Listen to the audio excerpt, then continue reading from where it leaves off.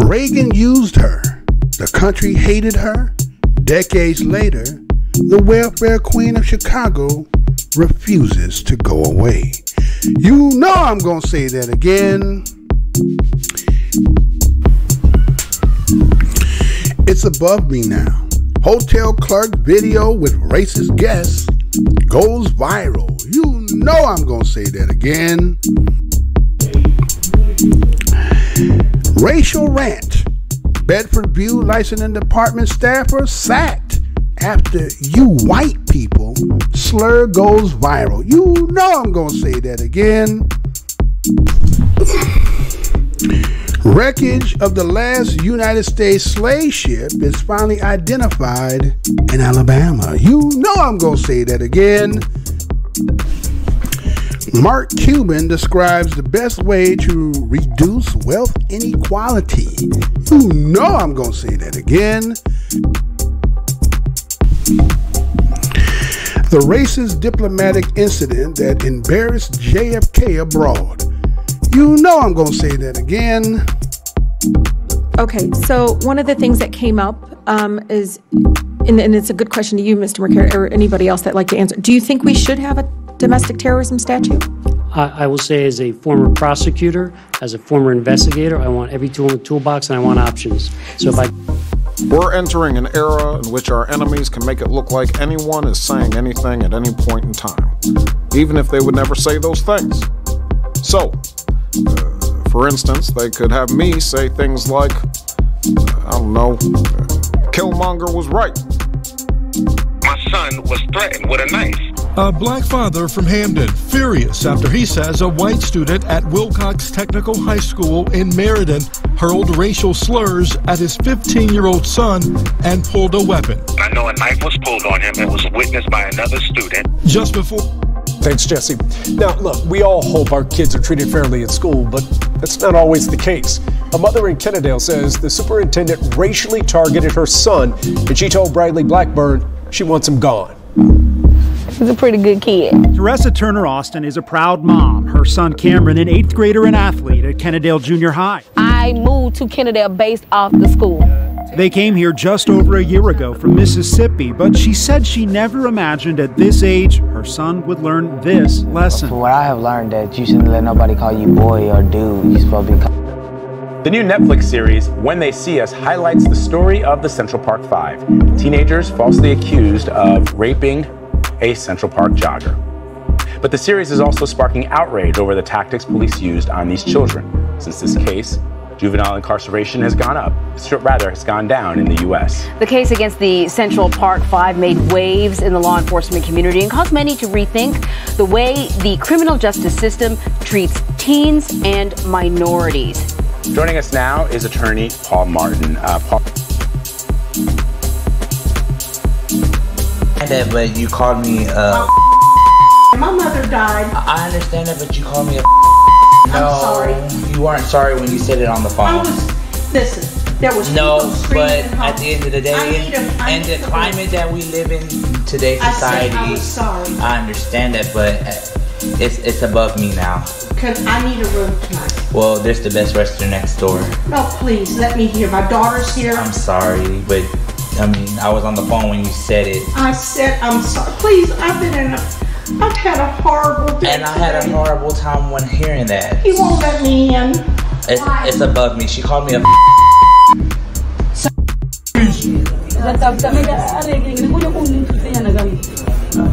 You can do whatever you do. You have a supervisor here, sir? Yeah, of course. There's one here. Your supervisor is listening to this. Hey, you can come talk to him. Thank you very much. Let me do that.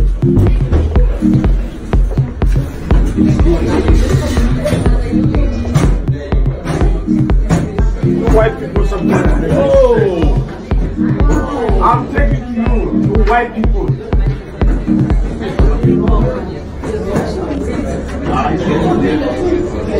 I've heard a lot of because of that. Don't like you. Welcome to the most hated show in the black corner of the internet. That's right, it's live once again, June 10th, 2019, and this Black Minds News, and I'm your host, Mr. Blows Your Mind, and welcome to a live news report show. First and foremost, I want to give to those who should be in the house who are my subscribers. Fam, what's good? No, I took a couple of days out. I did went days straight. Y'all kind of was a little hesitant to getting y'allself over there to watch. So again, I know being hidden and tucked and not getting notifications that you're going to be slow about it. So, you know, if the creator took on the seventh day he rests, well, the son of the creator must take 2 days because he's not quite like the creator. He need another extra day, right? So anyway, welcome, y'all. Passerbys, you should be happy to come by to this show. This is Black Minds News, and since your first time coming over here, we like a grand opening. Go yourself down the aisle, see something you might just like, hit that like button. If you should happen to hit that dislike button, what I do is I have my manager come out to you. We can, you know, exchange a couple of syllables and try to get you to convince you to come back again. Maybe we get a like the second time. But again, welcome to the most hated show in the black corner of the internet. If you don't know why, you will figure it out. Yeah, once again, it's on. It's another day, do another aspect to the show. Now, I've seen there's some things on here that is not operating the way it's supposed to be working. Somebody kind of delaying on itself, right? So anyway, you know, as the bubble is, let me get my spill out first. Again, this is Black Minds News, and this is the most hated show on the black corner of the internet, and this show is to report, articulate, transmit, communicate, I guess you could say we innovate as well, right? News, websites, or quotes from publication. As I, your whiteologist, ask that the creator of the universe be here, heart, soul, mind, and spirit. Because why? The truth don't need no partner. And you know what my motto is? I'm never going to tell you what I heard. I'm only going to tell you what I know. And as a descendant of the greatest people who created the greatest land, which those may say ADOS, I myself say BADOS, meaning Black America, descendant of slaves, we give honor to our ancestors over here. Now, let's get it in because I got a nice little show put for you today. And so again, you know how it is. Another day, same old suit just reheated. And no matter how you live as a black person in this country we call the United States or in the globe, again, as I said, I could do a show 365 days and even on leap year come back and still have so much material because, again, it seems like the fabric of the world globally is always intertwined with something to do with a racial aspect, that there's a sickness that permeates this whole country. So it would only be incumbent as a black news media outlet not to inform because, again, there's some of us who've been around that has known, and there's a lot of new ones who don't have the inkling of the idea, they insinuate a little bit, but they don't really know. So it's incumbent of those who are a little bit older for us to sit out here and to do what? Disseminate this information. Now, we're going to start with a little bit again because, again, we all, if we're not in, we once upon a time was in school. And so you know how it is. And again, if you come up in a single household, that most people have come up there as black Americans in this country, mama got to come up to school, leaves a day of school, right? She come up there because somehow you done got into some situation, whether it's merited on your own or maybe maybe it's just, could be the, the teacher, right? The teacher might be, because again, a lot of times some people insinuate that teachers don't lie. Like everybody seem to be in positions of professions don't lie, right? And so anyway, that's the way we've been conditioned. And again, there's nothing wrong with having some, when we're looking at authority, they say a lot of us, we don't like to adhere to authority. No, when authority is abusing its power, it still be like, well, then there's a proceeding, you can deal with that. But again, in the time that you're dealing with, if somebody's doing something, you have to, you have a right to defend yourself. Matter of fact, they said right is an abstract thought. So I guess nobody can really discern whether you can do it or can't do it, right? So anyway, I seen this story here. I'm trying to figure out why that part on there I did. I got something I added to the show. I'm not seeing it working on the show. So what's going on with that? So anyway, let me go ahead and play this for you right quick, and then we shall be right back and talk about this. Check it out. Thanks, Jesse. Now, look, we all hope our kids are treated fairly at school, but that's not always the case.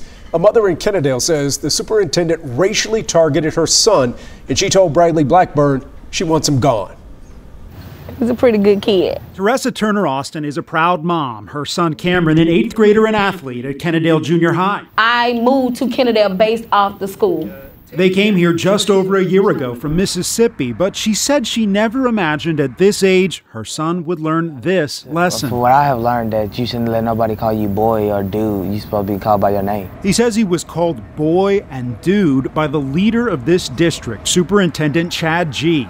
It happened last month in the lunchroom. Cameron said he and some friends had permission to be out of class when G, who he didn't know, approached. While we out of the classroom, he says he tried to explain, but G got frustrated and raised his voice. He just told me I was what was wrong with Kennedale, and this is why the district is like this now. I come from a racist state, and I know what it feels like to be racial profiled. I never expected my child to have this to happen. The NAACP of Arlington agrees this was racism. What Cameron experienced is what we have experienced in meetings with him. They say G has been combative in meetings they've had since another racially charged incident in the district last fall. Last night, they took it to the school board asking for his resignation. They did not get it. I was really expecting more. They say he wasn't disciplined either, but the board did agree to district-wide diversity training. We'll see how serious they are about it. This family and their supporters still want a change in leadership. I'm still hurt.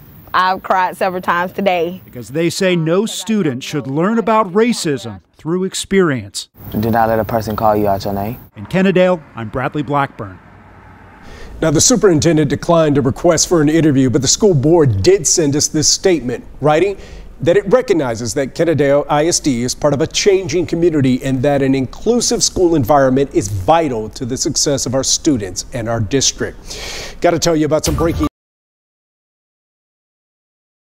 All right. Not sure why that other aspect up there is not working, but again, that's okay at another time. So anyway, so we see that a Kennedale superintendent accused of racism won't be disciplined. Mom says she's hurt. Now, again, what you just seen there was the video, actually, when the story was broke, and it was them, again, trying to get some, I guess trying to right the wrong that had taken place between the young man and the so-called superintendent.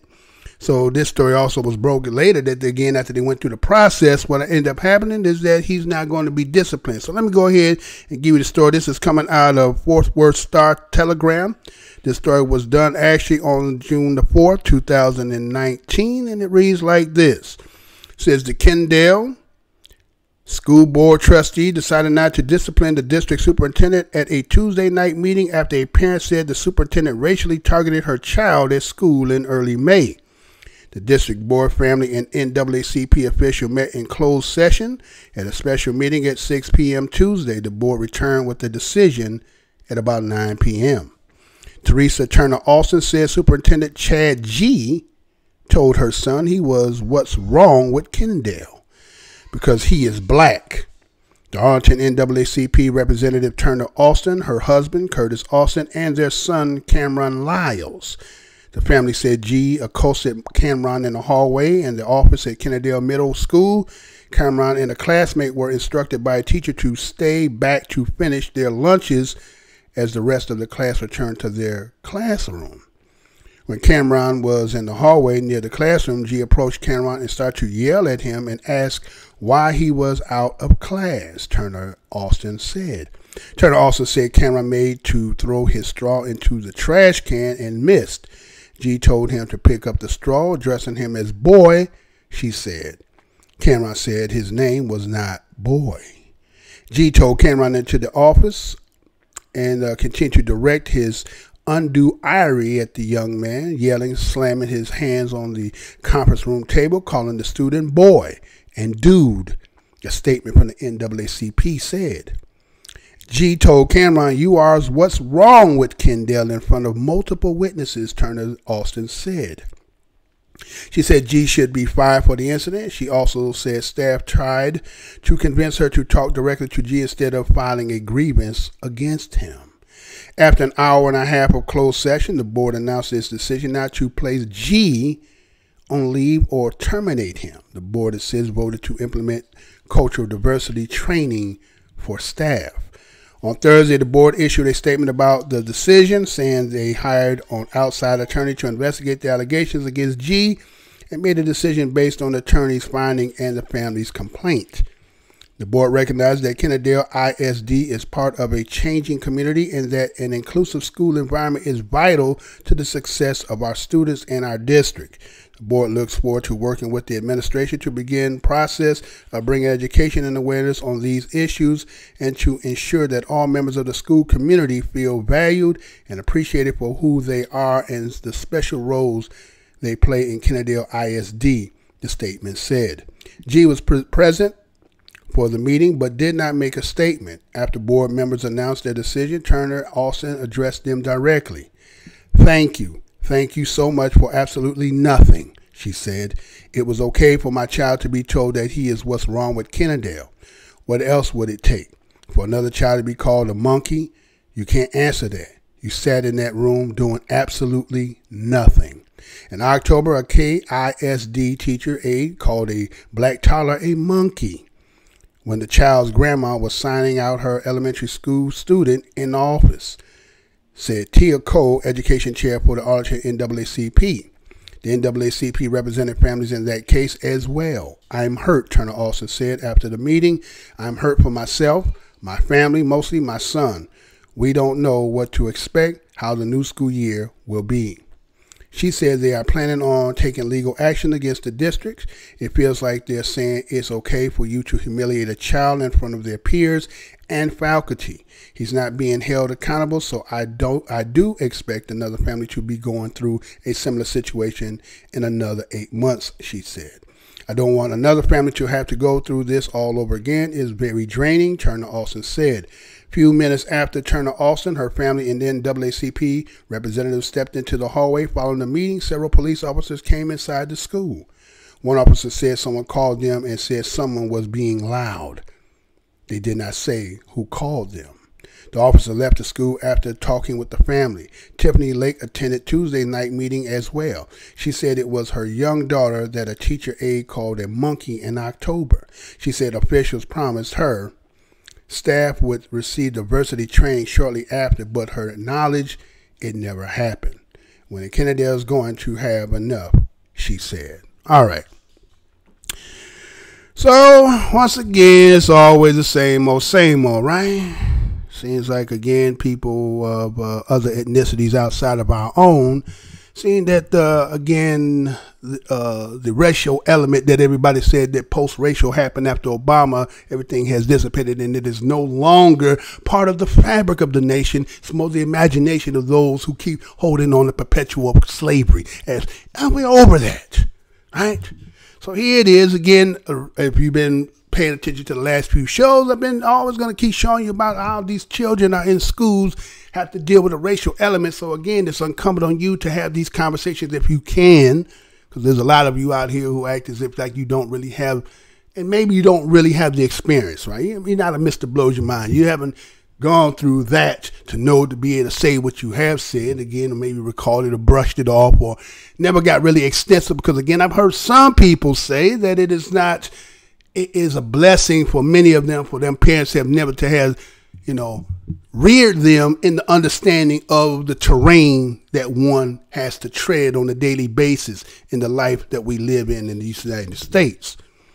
And so when you don't have that kind of inculcation into your child, and then when situations happen, he had enough understanding to know that not supposed to call me boy and dude and, and stuff like that. And so he had some understanding of that. And again, because of his awareness of it, they took the proper procedures to try to get to the protocols of how to get some ramifications on the individual. But again, the wall, the blue wall, the shield wall, the white wall, whatever you want to call it, is always prevailing, right? And all you can do is be held with the bag, because again, that's just the way the system is designed. No one wants to really take accountability for what yet, if again, when the shoe's on the other foot, and excuse me for a second, I'm going to plug this up back in there. when the shoe was on the other foot, then it's like, well, we're going to hold you to the letter of the law. Now, again, there's a proper place for everything to be done, right? Again, certain situations may call for certain situations. But is it ever appropriate for an administrator in a school? Now, could he have nonchalantly said boy unconsciously?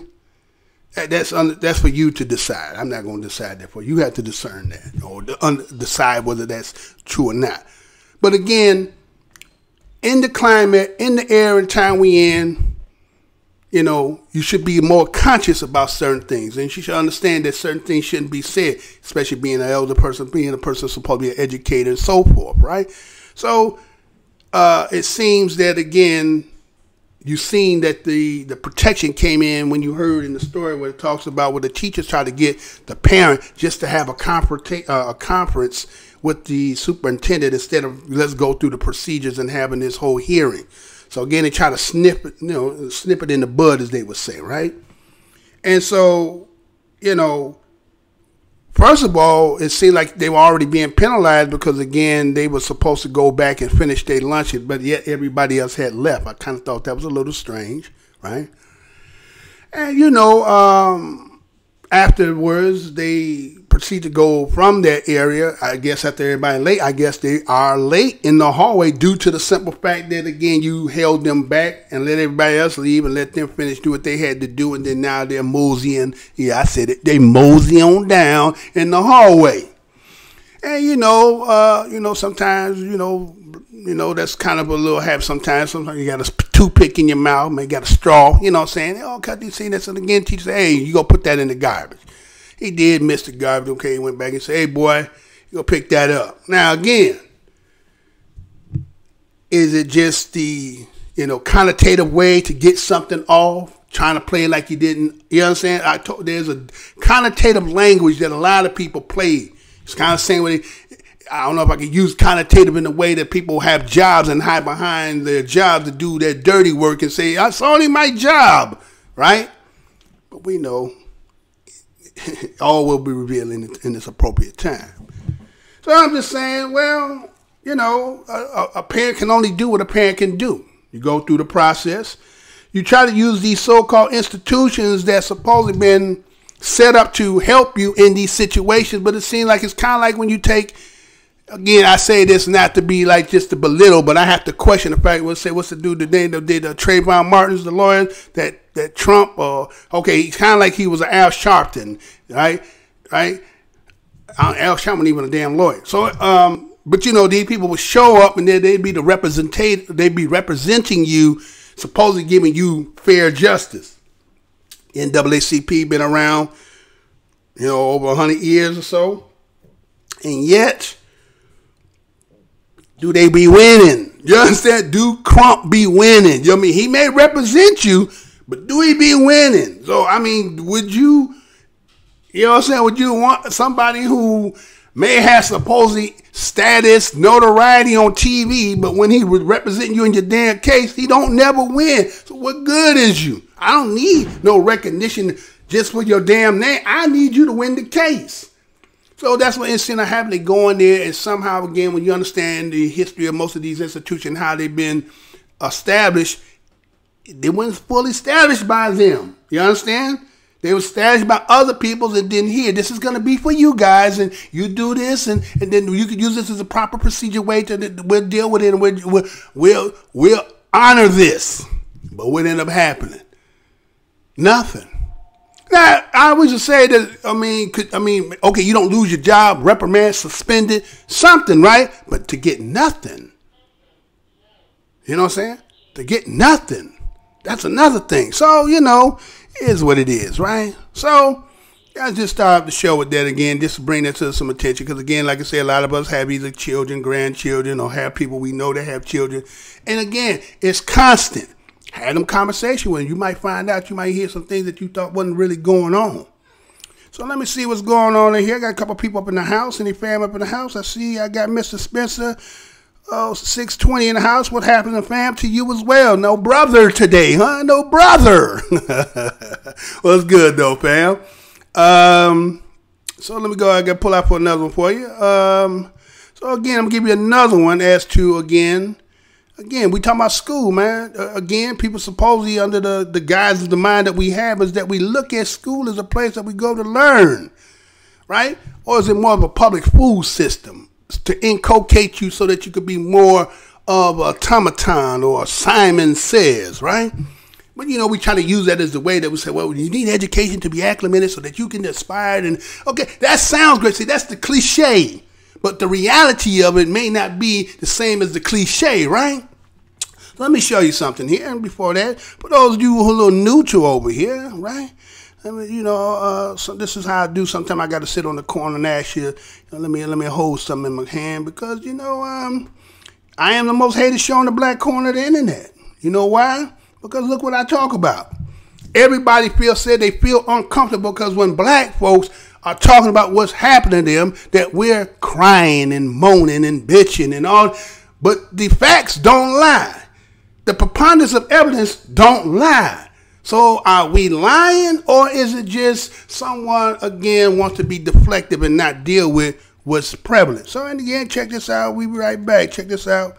Check it out.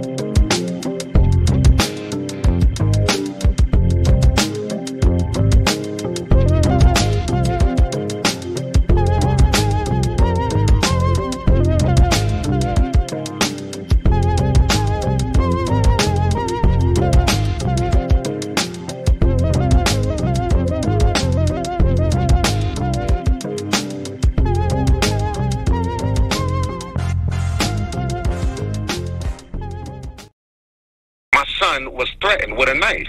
A black father from Hamden furious after he says a white student at Wilcox Technical High School in Meriden hurled racial slurs at his 15-year-old son and pulled a weapon. I know a knife was pulled on him. It was witnessed by another student. Just before the knife incident, the father, who does not want to be named, tells us he was called a and so my son asked the young man, he said, "What did you call me?" And the young man said it again. So he called him a twice. And this was confirmed through the assistant principal. The child admitted he went after the other boy when he was called the N-word, but he was held back by classmates. Speaking only to News 8 by phone, the boy's father says school leaders dropped the ball. I never got called about this, Mario, so let's make this clear. I was never called about my son being threatened.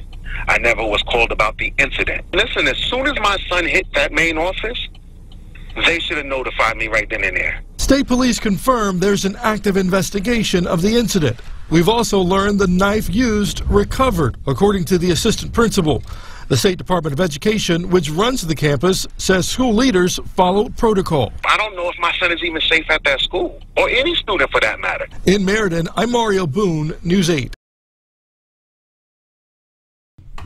All right, so it says black student at Wilcox Tech allegedly called nigger, threatened with knife. You know I'm going to say that again.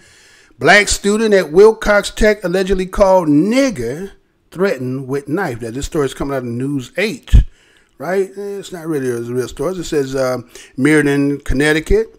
Black father from Hamden is furious after he says a white student at Wilcox Technical High School in Meriden hurled a racial slur at his 15-year-old son and pulled a weapon on him. My son was threatened with a knife, said the dad, who asked to remain anonymous. I know a knife was pulled on him and it was witnessed by another student. Says just before the knife incident, the father told News 8, Mario Boone exclusively by phone, his son was repeatedly called a racial epithet. He was called a nigger, the man said, angrily. My son asked the young man, he said, what did you call me? And the young man said it again. So he called him a nigger twice. And this was confirmed through the assistant principal. News 8 is also not naming the alleged victim due to his age. The man's son admitted he went after the other boy when he was called the nigger word, but was held back by the classmates. The boy's father said school leaders dropped the ball in their handling of the incident. I never got called about this, Mario, so let's make this clear. I was never called about my son being threatened. I never was called about the incident. Listen, as soon as my son hit that main office, they should have notified me right then and there.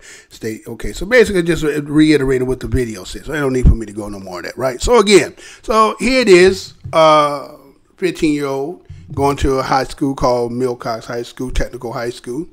And again, we don't know all the ins and outs, right? We just know we're getting some of the end results. Because again, you know how they say, there's always three sides to a story, right? There's your side, there's the other person's side, and then there's the truth, right? So we're not going to say that what didn't happen, again, when you have collaboration of other people to identify and witness, they say, well, this is what happened. So I guess it becomes credibility, or, I guess the weight of credibility is more on this side until the other side provides its side, right? So we're just going to take what we got here. So again, in this heightened state of racial tension, that either, depending on how you tread in life, maybe it's not very noticeable, maybe you don't come across it. Then there's others who are saturated with it, who deal with it on a daily basis, and right? And so, with the tension, and again, we have the difference of generations, right? You still have baby boomers, Generation X, millennials, and so forth, right? And each generation has a different understanding, different, reactions, right, to situations. And due to the younger generation not really having all the experience, but getting a lot of it lately due to the simple fact that, again, the all-seeing eye now is prevalent everywhere. So all they got to do is be on social media, and what ends up happening is they get to get the taste of it, right? They're seeing it. They're having knowledge of it, where a lot of parents, again, as I said, some people are not having those conversations in them households, and so they're blindsided, and then when they come across it, either they're going to react accordingly or they may not know how to act accordingly, right? And so here it is, a situation in high school. And again, you know what high school is all about. High school is, you come in after being in 8th grade, and then now you go to this new whole environment where there's upperclassmen, and you trying to fit yourself in, trying to get either some notoriety, fit in, or you be the emos, whatever they call that shit. The emos be sitting aside smoking cigarettes and shit. You be them motherfuckers, right? You could be them, right? And ain't nothing wrong with that. If that's who you built to be, that's who you is. Everybody can't be in the end crowd. Everybody can't be pop. You know what I'm saying? But again, somewhere in between, you're trying to fit in. That's what it's all about, right? And so when certain situations happen, again, you being younger and older people, so again, you're either going to be getting your lunch money taken all the damn time, because I don't even think this day you can't even really, they probably tried it, but then you going back. I'm going to go and take your lunch money, run them pockets, take your food. We used to have food fights in the cafeteria, all that good shit, right? That kind of shit you would go through, right? So, but depending, now if you went again, and I'm going to say this, diversification that everybody's trying to use, and I think that is a byword that white folks are using to be talking about, well, we're going to now start doing diversity training to act as if in 2019 that these people don't have no understanding about racial and the racial elements and all that shit. That's just I'm just saying it straight, that's a bullshit ass word, right? So let's say that you go to a school that's supposed to be diversified. Okay, you got so many of this, some of this, some of this. Okay, so everybody think that is a good thing, right? But let's just look at it from how the Creator created the world. Right? Let's just say that the way that if you look at the map and how the map, according to, we know who all put those names, who put the stamp of name. We know if black people were the original people on the planet, we didn't say that's Asia, that's Europe, and that's the Middle East, which we made that shit up. And this is Africa, it's South America, right? So we know who did that. But let's just say, take that. So if Asian people in the area where Asian people at, then they won't have all that racial shit. Because why?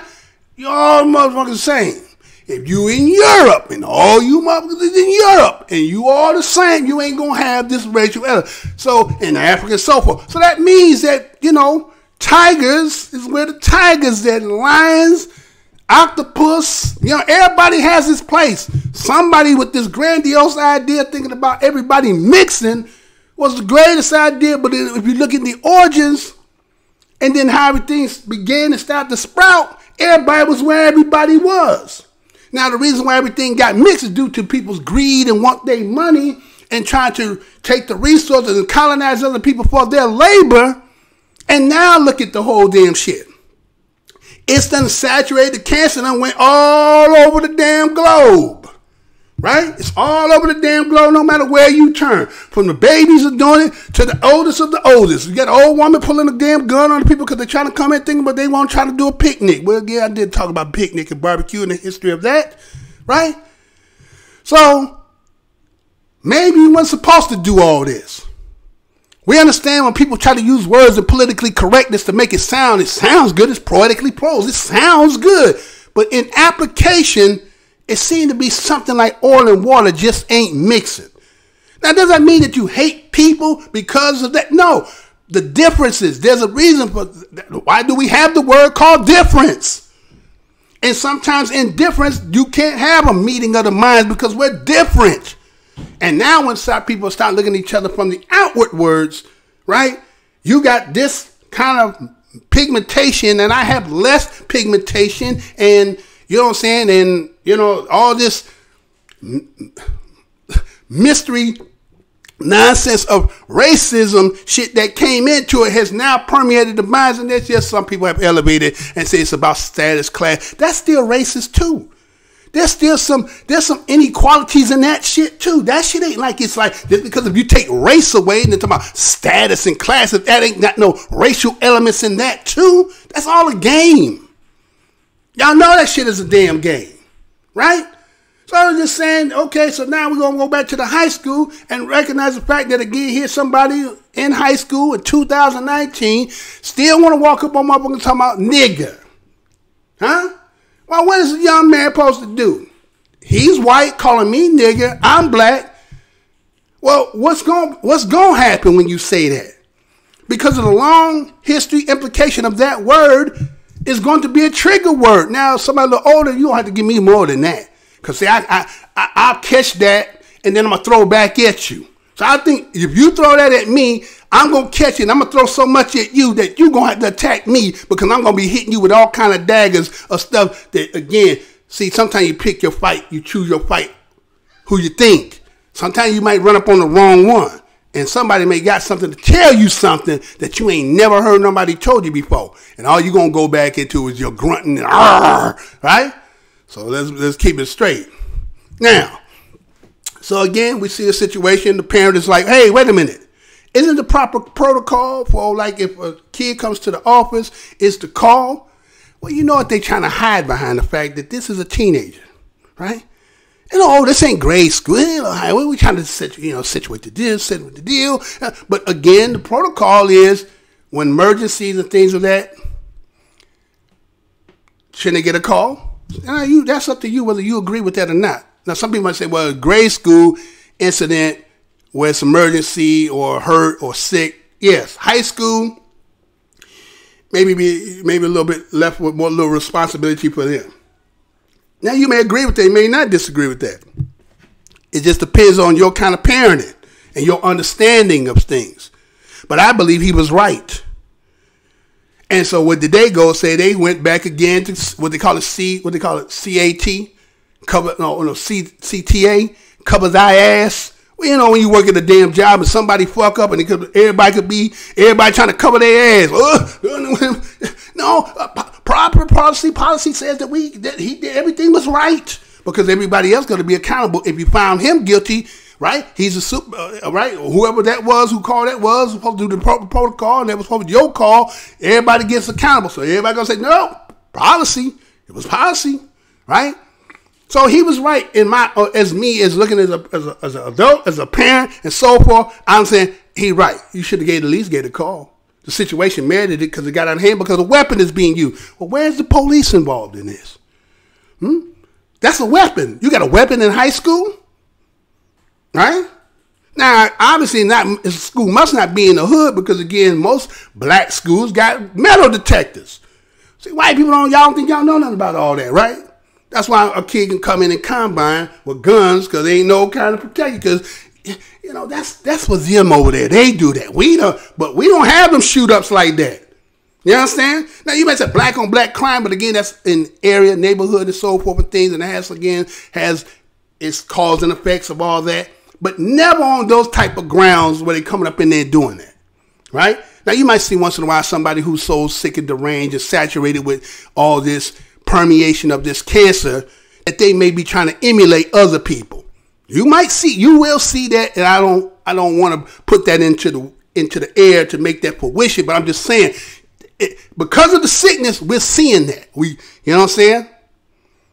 But it'll probably be more of a diversity area. It won't be even a predominant. You get what I'm saying? So anyway, let's move to it. So again, you may agree, may disagree, but again, look what's happening here, right?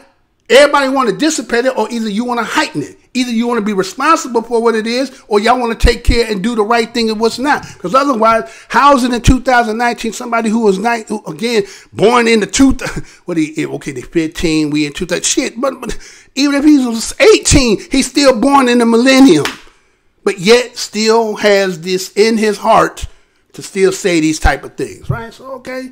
Take it for what it is, right? So I got some more stuff in here. Let me see if anybody says 10 and a half. I got a couple people there. I got Sherry 65 in the house. What's good, sister? Peace, love, and as always to you as well. All right, so now I got this. I got some more for you in here, right? So I got this here. Now again, let me just say that again. Somebody who might be in here who may not be black, don't take what I say as I'm just targeting you. See, what do I say in the beginning of the show? The truth don't need no partner. Now, again, if we're gonna play cards and if we're gonna play Trump, right? And I don't mean President Trump, I'm talking about Trump the card, right? Meaning that if I lay down a card, if you can't trump the card, then that means I win, right? If I lay a card down that you can't trump, then that means I win. Now, that doesn't mean as a whole that this individual who I'm about to show here means that all of you, but again, we have to say, what's in this cat that may not be in the rest of everybody else? All right, check out what I'm saying. Now check this out, y'all. Check this out. German nurse convicted of killing 85 patients. You know I'm going to say that again. German nurse convicted of killing 85 patients. This story is coming out of the New York Times, June the 6th, 2019. And this is how it reads. Oldenburg, Germany. The former nurse crimes were incomprehensible. The German judge told the court on Thursday, reaching his arms across the breadth of the bench as if to capture in one gesture what he sensed his words had failed to define. The enormity of murdering 85 patients who had been placed in the care of the nurse, but instead had found death. Your guilt is so large that one can't explain it. It's the presiding judge, Sebastian Berman, told the nurse, Neil Hogel, in a courtroom packed with the relatives of 100 patients whose death he was charged with orchestrating. It's so large, you can't show it. Mr. Hogel was believed to be the most prolific serial killer in peacetime Germany, perhaps the world. His trial on the 85 murders sought to provide a measure of comfort and answers to some of the victims' families more than a decade after they died. His convictions on Thursday was the third for the nurse. Official suspect Mr. Hogel may have killed as many as 300 patients while working at 2 clinics in northern Germany between 2000 and 2005. He was accused of administering drug overdoses that caused cardiac arrest so that he could try to revive patients heroically. His colleagues called him Resuscitation Rambo. In his sentencing, the court barred Mr. Hogle from working as a nurse, emergency medical responders, or any other job providing care. We want to be sure that you never, ever again are able to work in such a job, the judge said. From the trial's opening in October, Judge Berman stressed that the purpose went beyond trying to determine guilt. It was to try to find answers to how and why the patient had died. But he acknowledged that in 15 cases, the court had failed to find enough evidence to support murder convictions. Despite all of our attempts, we could only lift part of the fog that hangs over this trial, he said, that fills us with a certain sadness. Throughout the more than 90 minutes, the judge read out the sentencing. He repeatedly and directly addressed Mr. Hogle, the former nurse, dressed in a black t-shirt and wearing a thick chain necklace, sat with his head resting in the palms of his right hand, listening passively. The human ability to understand capitulates when faced with the sheer number of death, week for week, month for month, year for year, Judge Berman said, going through the names of each patient, their medical records, and the details of how and when they had died left him feeling like a bookkeeper of death, he said. Mr. Hogle had confessed to killing 43 his patients and spent the early days of the trial going over the medical files of each of the 100 patients with the judge. For most of the others, he told the court that he couldn't remember or couldn't rule out murdering the patients. He denied 5 charges outright. The court, citing his past behaviors and expert testimony, questioned whether Mr. Hogle's statements had been truthful. The most difficult part was evaluating what you said, the judge told him, citing specific cases where written evidence contradicted the former nurse testimony. You didn't always tell the truth, and that makes it so difficult, the judge said.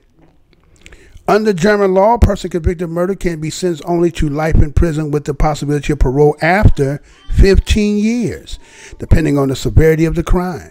Mr. Hogle is already serving a life sentence for other murders, and the judge made it clear that his record would ensure that he would not be eligible for early parole. Citing the United States justice system, where for each death a life sentence is handed down, the judge said that even if Mr. Hogle were to serve 15 years for each of the 85 murders, it would add up to 1,275 years in prison. That is an indication of what I call incomprehensible, he said. The judge also said that Mr. Hogle's complex bundle of motives were proving challenging to understand.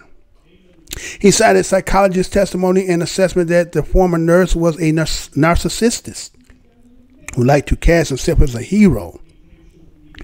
You lack empathy, depersonalize those who death you cause, Judge Berman said. Prosecutors had sought to charge Mr. Hogle with 97 murders, but the defense argued that only 55 cases had been proved beyond a doubt. The defense said that Mr. Hogle should be found guilty of attempt murder in 14 cases and acquitted of an additional 31. The verdict can be appealed, but Mr. Hogle's defense team did not indicate whether it would do so. The true number of murders may never be known.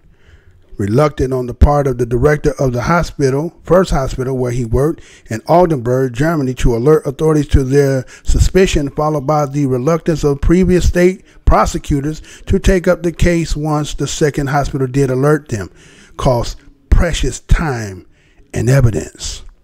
That was time when we can't get back, Judge Berman said. Years passed and evidence was lost. Many witnesses couldn't remember, he added, while others deliberately sought to hide information. In his ruling, the judge condemned the directors of the main Oldenburg hospital by name for failing to take actions that could have stopped Mr. Hogle and saved lives. Instead, the hospital moved him first to a different ward, then wrote him a glowing recommendation and let him go. A week later, he took his next job in the hospital in the nearby Demmenhorst. About 20 miles away there, he continued killing. Judge Berman ordered 8 of Mr. Hogel's former colleagues to be investigated on perjury because of the suspicion they had lied to the court or had withheld evidence in the most recent trial. 2 doctors and 2 head nurses from the Delmenhorst Hospital had been charged with manslaughter, and the authorities are investigating other hospital employees also from Oldenburg. Mr. Hogel could be called to testify in those trials. After closing arguments on Wednesday, Mr. Hogel read a prepared apology to the packed courtroom. I would like to sincerely apologize for what I have done to each and every one of you, he said. For family members, his attempt at an apology felt flat. He's a liar through and through, said Christian Marbach, whose grandfather was found to be a victim of Mr. Hogel in a previous trial and had followed the recent proceedings. More important, he said, is that other criminal investigations against the doctors and head nurses from the clinics where Hogel worked and was allowed to kill would be allowed to proceed. The wall of silence has been broken, Mr. Barbach said. Now it is very important that those who are in position of power be brought to justice. Let's see, I think we're back there. All right, so we have a German nurse convicted of killing 85 patients coming out of Oldenburg, Germany. Now, I did this story originally when it first had broke, right? And we see that this was a former nurse. His name is Niels Hogel. Remember that name? You thought that what was the name? What was the name of that movie Anthony Hopkins played? Silence of the Lamb? Well, here you go, right? So we see this former nurse. Again, they said that his killings was incomprehensible, right? That was what the German judge had told him on Thursday, right? And that the enormity of murdering 85 patients. Now, here it is, a nurse. Now, again, remember I told you about the public food system, right? Now, again, there's some good and bad in everything, right? Yet, again, they say fish with the bones, right? So you eat the good part of the fish and spit out the bones. So what, again, some people would take education and going to school is just the all be all to learning, and so that you can be, acclimated into the system. And it does have that part. But there's also another part in there that keeps you, again, Simon says, the remote control, right? That aspect to it. And so when we grow up, and again, we don't have the two sides. You know how back in the old school day, they had the devil on one side and the angel on the other side. But in this case, you just get 2 devils on the same side, right? And so when you have one perspective about things. And so you could be blinded like that. So we taught that when you see somebody in an all-white stethoscope, nurse with a dress on, and a police officer with a badge, these people are to be trustworthy. And that most times you try to do that, right? Until you are accosted or have situations where it kind of taints that. So again, little kids will say, I want to be a policeman when I grow up. I want to be a fireman when I grow up, right? They say all these things. And they say if they asked if they were black. But they asked them when they was in kindergarten, they first, second grade, but then ask them again later on by the time they get 18, 19. They may not say that no more. You understand? Because again, they didn't have the experiences. So what happens is these people of authority abuse their authority. And sometimes people act as if like they can't discern that people hide behind their jobs. I've always said that over here on Black Minds TV, right? Or Black Minds News, right? That, people will hide behind their jobs. And so what happens is here is a person who's a nurse. A nurse is a profession that is honorable to help heal somebody and to nurse them back to wealth.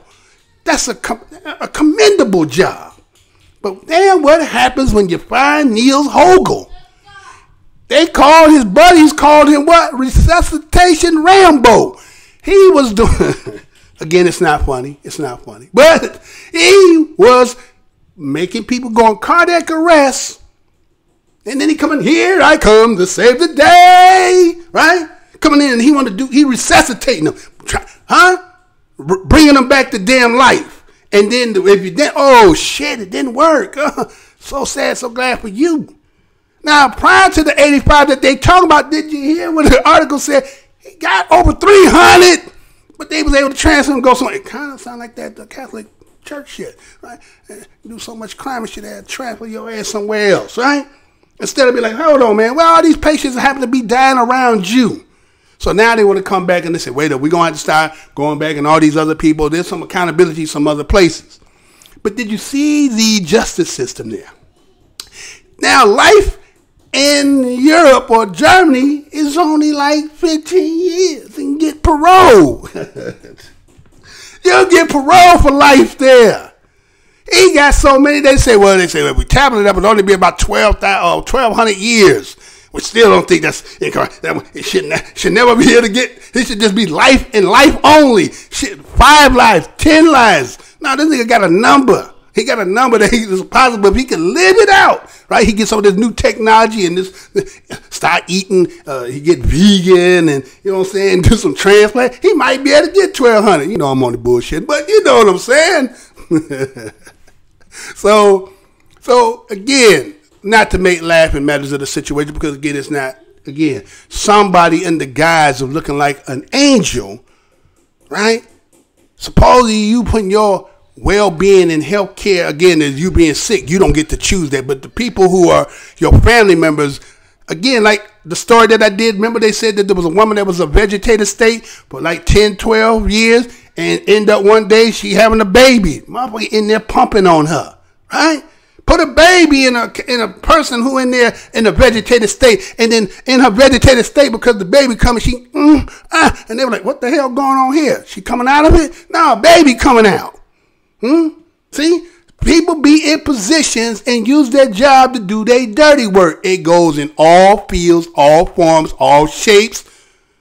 But I don't know if it's all colors. You get it? I don't know if you see every rainbow doing this. It just seems to be. But again, like I said, if I lay the card down, come back and give me a Trump card. You want to trump this Neil Hogan? Say he may be the greatest of all times.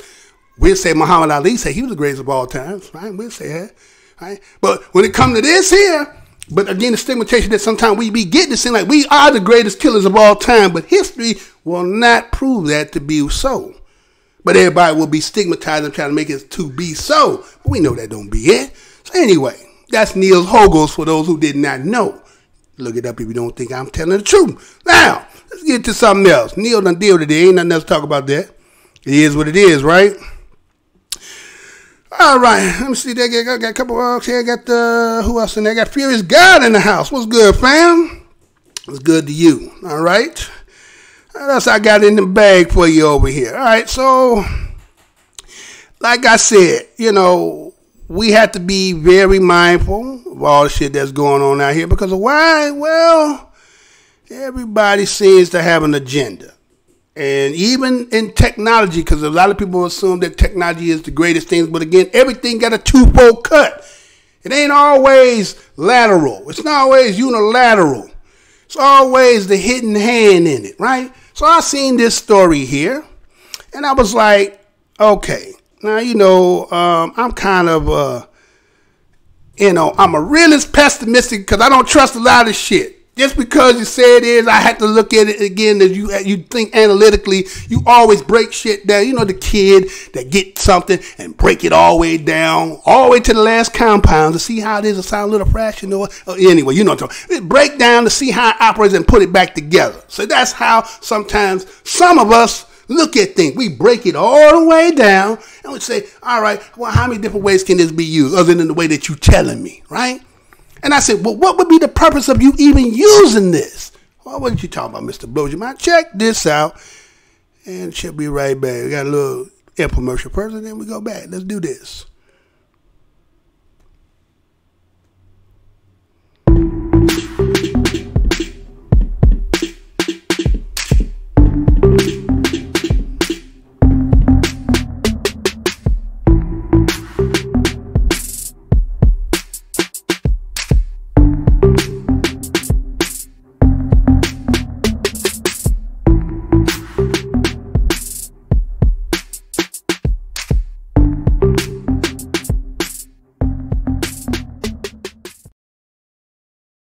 We're entering an era in which our enemies can make it look like anyone is saying anything at any point in time, even if they would never say those things. So, for instance, they could have me say things like, I don't know, Killmonger was right. So that may have looked and sounded like former President Barack Obama, but that was actually a fake video. It was voiced by actor and director Jordan Peele, and since that video was released in 2018, what's known as deepfake technology has only improved, making the spread of misinformation so much easier. This is a dangerous time. Moving forward, we need to be more vigilant with what we trust from the internet. That's a time when we need to rely on trusted news sources. Well, just last week, House Speaker Nancy Pelosi went viral after being targeted in a series of doctored videos. Each of the clips were slowed down to make the Congresswoman sound intoxicated. And now, as we get closer to the 2020 presidential elections, candidates and their teams are struggling to understand the best way to handle the threat of deep fakes. So joining me now, CNET senior producer Dan Patterson. Okay, so we get it. We know deep fakes are these kind of phony videos. First off, if you're on the net, which all of us are, how do you tell the difference, and who's putting these out there? Rena, this morning I spoke with an expert in artificial intelligence and asked this same question, thinking the scientists will have the answers. There are no answers right now. What we are seeing is the proliferation of technology that was just a few years ago incredibly expensive and processor expensive. By that I mean it's not just expensive to buy or own the chips, it means it takes a lot of time and energy for those chips to do their work. Now you can do the same thing with a regular MacBook. So this technology is spreading so quickly and is in the hands of so many different actors that it's hard to tell the difference between a quality deepfake, a bad deepfake, and the real deal. So, I mean, obviously the big concern is elections coming up, right? If I'm a head of a campaign, how do I counter what could potentially really affect my candidate? Well, we're in conversation with campaigns right now, and the biggest thing that deepfakes cut into with political campaigns, the same thing that fake news cuts into, and that is trust. Yeah. Really, the asset that all candidates try to campaign on is their ability to connect with voters and have them be trusted or have their message be something that is relied on. And what deepfakes do is undermine our faith and confidence in, usually in cyber we talk about institutions. In this case, it is personalities. Personalities. So, you know, there are some people, we've seen celebrities do this, where they said, oh, that wasn't me, that wasn't me. We've gotten to the point where people, you know, you can't deny an authentic video, but you've got some of that out there. So how do you tell the truth from what reality is and what it isn't? Well, we have some forensic evidence, so we are able to look at the metadata of videos and photos. So if you've ever used an iPhone photo and edited it, in the background you're able to see the date and time it was shot. So we can look at some of that forensic data, but the real challenge here is that a lot of that information is pretty easy to fake as well. You can just open that information, that file, in an editor and fake the metadata as well. So the challenge that we're going to see going forward is that these videos could be seeded because it's so inexpensive and affordable to do this. These videos could be seeded in ways that are not necessarily sanctioned by a campaign, but might come from a supporter or somebody who has an affinity for you and just don't follow the rules of the road. Right, right. So what about social networks? I mean, don't they have a responsibility to take these down and be more vigilant? Well, we did ask Facebook. Yeah. I mean, the Nancy Pelosi one is still out there, is my understanding, no? And it is still unclear as to why Facebook left that up for so long. To be fair, when we speak with social networks, they have the same challenges with what we call attribution, figuring out is this authentic and if it's not, where did it come from? And they have a really hard time defining what is real, what is fake, and even though you say this is fake, maybe somebody on the other side says it's not. So these massive platforms kind of have massive challenges with figuring out the authenticity of content. Dan Patterson, thanks for joining us, Dan. All right, so deep space are becoming a dangerous reality as we get closer to the 2020 presidential election. Campaigns are struggling to handle the threat of deep fakes posted online using artificial intelligence. Highly altered or fabricated video footage can look just like real things. Now, again, they're talking about just the fact when they're saying that the presidential candidates. Now, again, as me as being as a black American in this game, comes from the descendants of slaves of this land, right? BADOS. So some people have problems with that, but again, you take how you want to take it. Now, my thing is this. I had seen an article a couple of days, I think earlier last week, right, where Lord Jamal had did a video with Vlad TV. Did anybody see that? Where they did a mime, or I think meme or mime, again. All right, they did a meme where Lord Jamal was saying, "Are you fucking kidding me?" And he had on the Golden State gear and whole get up. And they, I seen him talk about it, and he was like, that was kind of fucked up. He tripped him the hell out. He said, now, he didn't have really a problem with it, but he was also talking about the same thing as what I'm about to say, which is deep fake. You're talking about presidential candidates, okay, and trying to discern what footage might come out, whether it be authentic or not. What about when it can be used against a person? Now, again, a lot of us are on social media. My voice, based on the fact that what I do is on here. So all you have to do now, you understand, is be able to alter it, and you put it anywhere, and I can say all kinds of fuck shit that you can incriminate me to make me guilty of some shit that I ain't do. Not just me, you too, and anybody else who use social media, right? So again, technology has its good, but it also has its backdoor and its bad parts, right? And who benefits from that? And why would you make technology like that in the first damn place? Is the question you got to ask yourself, right? Well, why? What's the purpose of all that, right? But again, since some people again, you're pessimistic. It's that no, it's all no. See, again, coming from where we come from, right?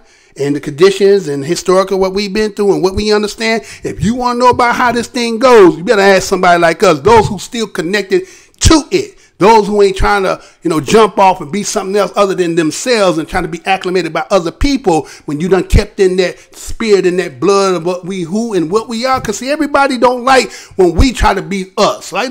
Again, this ain't against anybody else that might be in here. Okay? We talking about that which is the seed and blood and sweat of this land here has a distinction because of the history here. And so if anybody knows what goes on, who know better than we do, other than the other person on the opposite side who's been here just as long in that aspect, if you're going with the history, because again, some of us will say we were here before them, but it's through the duration between the both of us, we know, and he knows we know him or them, right? So when we start speaking, that's why they don't really. This is why this is the most hated show on the black corner of the internet. You understand? This is why. They don't want you sitting on here trying to even, look at stuff in a different perspective. You got to stay the same way that Simon says, right? Don't look at it no other way other than that. So I'm not caring about no presidential campaign. I'm talking about the lumpen proletariats. I'm talking about the low man. The one that said, well, you know what? We need to set him up. Huh? Got on gear and stuff that you ain't never had word, but got words coming out your mouth. And again, it's under the discernment of the people who would be either your jurors, the judge, prosecutor. You understand? These are people who have to determine whether this is going to be admissible or inadmissible, right? These are people you got to rely on. And again, when we're talking about the judicial system and being black, again, maybe I'm looking too far ahead. But I'm just saying, if you're bring it out now, right? And how many times have it already been used, right? We seen videos. I mean, I just did a story the other day where the cops had supposedly the situation again, where they had a brother that was in there being what they would say strip search, or right? And they took the video home. And motherfucker had put it on a old show, Hogan's Hero or some kind of PT Coat 109, and it was a scene in there with doing the blackface playing the piano, but it was supposed to be on the tape that's supposed to be in the damn police station, right? But it ended up becoming inadmissible, and they still try to use that as actually to incriminate the same man. It's like, again, like I said, when other people had to determine whether something's authentic or not, it's under the whatever reason they needed and wanted to be, was it going to be factual or not. So again, just for FYI, if you didn't know about deep fakes, you know what I'm saying? There's a possibility, you know, with all this social media and, you know, all the stuff you don't put on Facebook, you done incriminate everybody. You done gave your DNA, talking about, oh, I did a DNA test. They tell me I'm from West Africa. But what family you from? Tell me what's the name of your family. Can't do it, can you? Can't do that, right? So you satisfied with the fact, but you know what you done gave? Your blood. You done gave somebody the database to your blood. So trying to find, you can't find who you can't find. Man, come on. I would have did the story today. There's biasness in science. There's race in science that most of y'all don't even understand that. Try to act as if everything copacetic, as if again, where the whole term, okay, say, well, race is just a construct. A construct of what? By whom? And what was the purpose for it? So you could play that game. Oh, you're just stuck on that color stuff. That's the name of the game. All over the bubble. Take it or leave it alone. All right, moving on. All right, we're going to get into some of that. So as I'm talking about the slave part, so again, this again, because prior to recently, I had took a little hiatus off, and I'm trying to catch up, but again, this story had broke. Now, let me show y'all something right quick here, right? As I said, being descendant of ADOS, BADOS, as I say, I got black in front of my E, right? And so, again, as we talk about deep fakes, right? As I just talked about deep fakes, what if I told you that I found a slave ship? Huh? What if I told you I found the last slave ship in the United States? Oh, you elated. Hey, he found the ship. He can prove that we came. Why only the last ship? Think about that as you watch this. Shall be right. Well, let me, I got to do this because I got a couple people up in here. So maybe I could get some people in here. Maybe I might be able to keep them in here, right? So, okay, let me give you this, and then we're going to go to the next part here. Oh, let me do that right. Okay, check this out. Be right back. Check it out.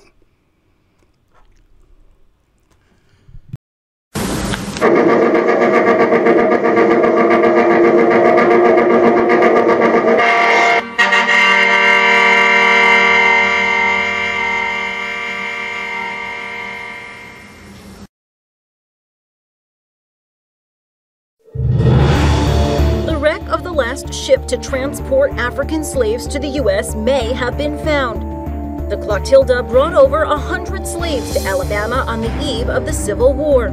It was illegal to import slaves into the U.S. The ship's owners knew they had to cover their tracks.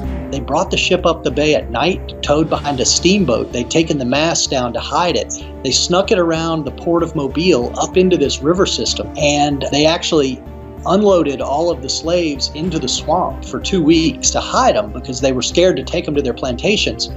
Then they burned the ship to hide the evidence.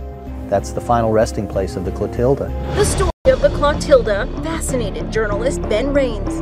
In all the years since then, nobody's ever known where the ship was except perhaps close relatives of the men who perpetrated this incredible crime. So I just decided to go looking for it, more as almost an adventure, just to see if we could find it, this, infamous shipwreck.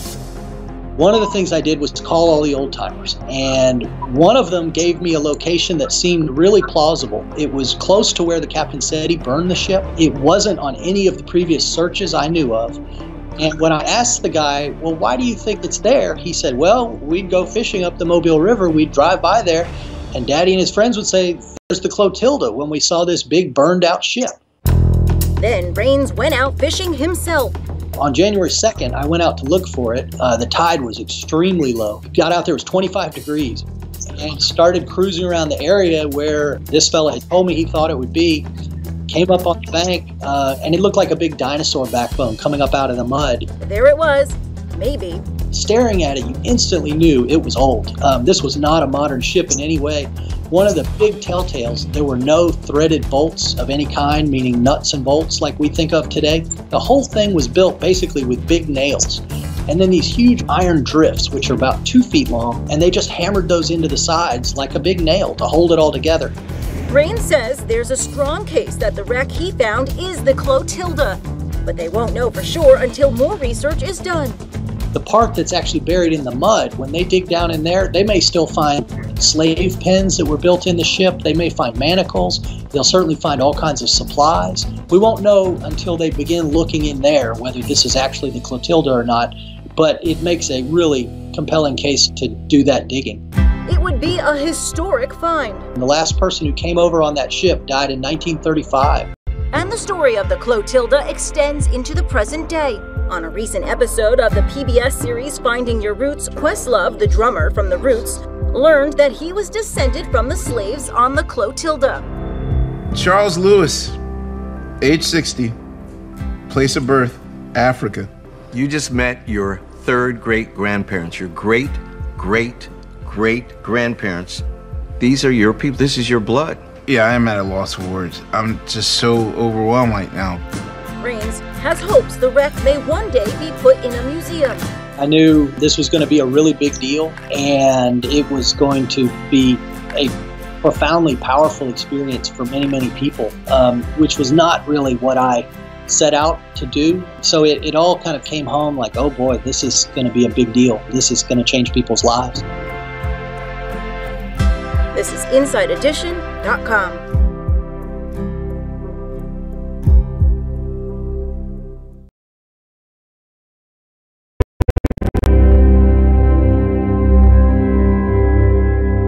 This is a somewhat forbidding place.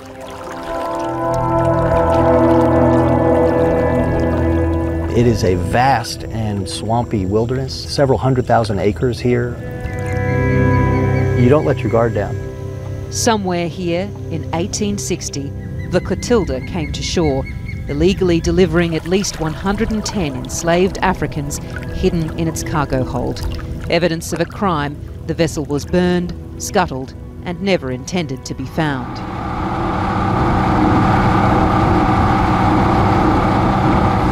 So I said, okay, nobody's ever looked by 12 Mile Island, and that's where the captain says he burned the thing.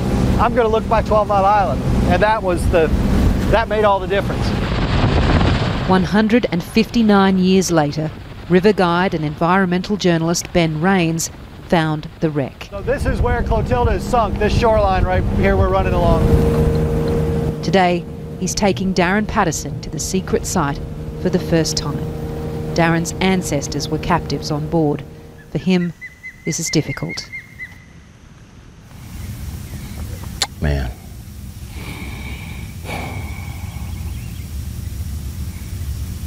It's hard to fathom, it's just hard to fathom what they had to go through to survive, to live, you know, to make it. I can't even imagine it. I would love to have put myself in that place though, just to feel what they felt. My son always said, oh, I wouldn't have stood for that, Pop. And I'm like, and what would you have done? What would you have done? Yeah, it's crazy. It was descendants that motivated Ben's search. He and his team did a full survey of the shoreline and found 11 wrecks. Got in the water, checked them out, and at the end of the day, there was only one left that could be Clotilda, and it appeared to be the right size. I had held up pieces of it to the light of day, which turns out to be the first time in 160 years Clotilda had seen the light of day. And so then all the experts came back. It took them 13 months, but last week they verified that we had found Clotilda. A lot of people said it didn't even exist. We knew it existed. There are a lot of African Americans who don't know the specifics of their heritage because of the nature of the slave trade. How important is it to you that you can pinpoint it, this exact situation? Tells me who I am, tells me where I came from. Last survivor of the slave ship Clotilda, burial landmark of Kujau Kazula Lewis, died 1935, Plateau, Alabama, Africatown, USA. Last survivor slave ship. Historians believe Kujau Lewis and the other enslaved Africans trafficked across the Atlantic worked to buy land from their former owners to grow crops and feed their families once they were freed when the Confederacy was defeated. It's a source of great pride for Thelma Mabin Owens and Jocelyn Davis. I am a direct descendant of Charlie Lewis. Charlie Lewis is one of the survivors of the Clotilda and one of the founders of Union Baptist Church. With the church and a school, they settled and governed a tiny neighbourhood, a little piece of Africa. There was no way home, so they made a home here. Do you think there was a real effort to kind of keep the community together and to settle a community here? Yes, because they were all they had. So they had to stay close together.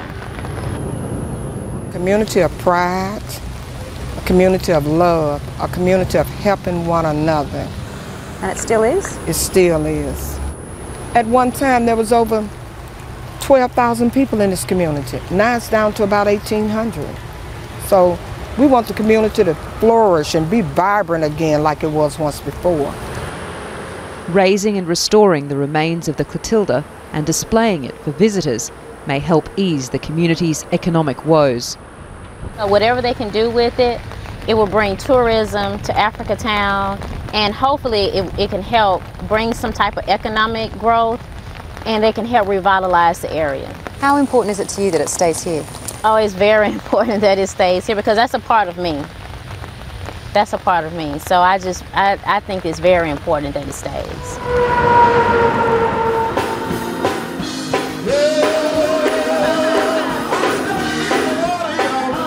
The church house Jocelyn's ancestors founded is still the beating heart of Africa Town.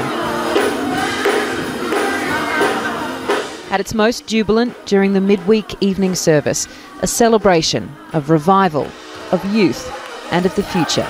They still want to talk about what you used to do and how you used to be or where you used to go.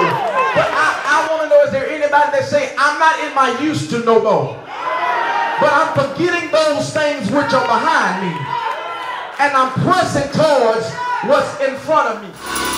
The Clotilda may have finally been found. This community is praying the legacies of their ancestors of resilience and survival were never lost.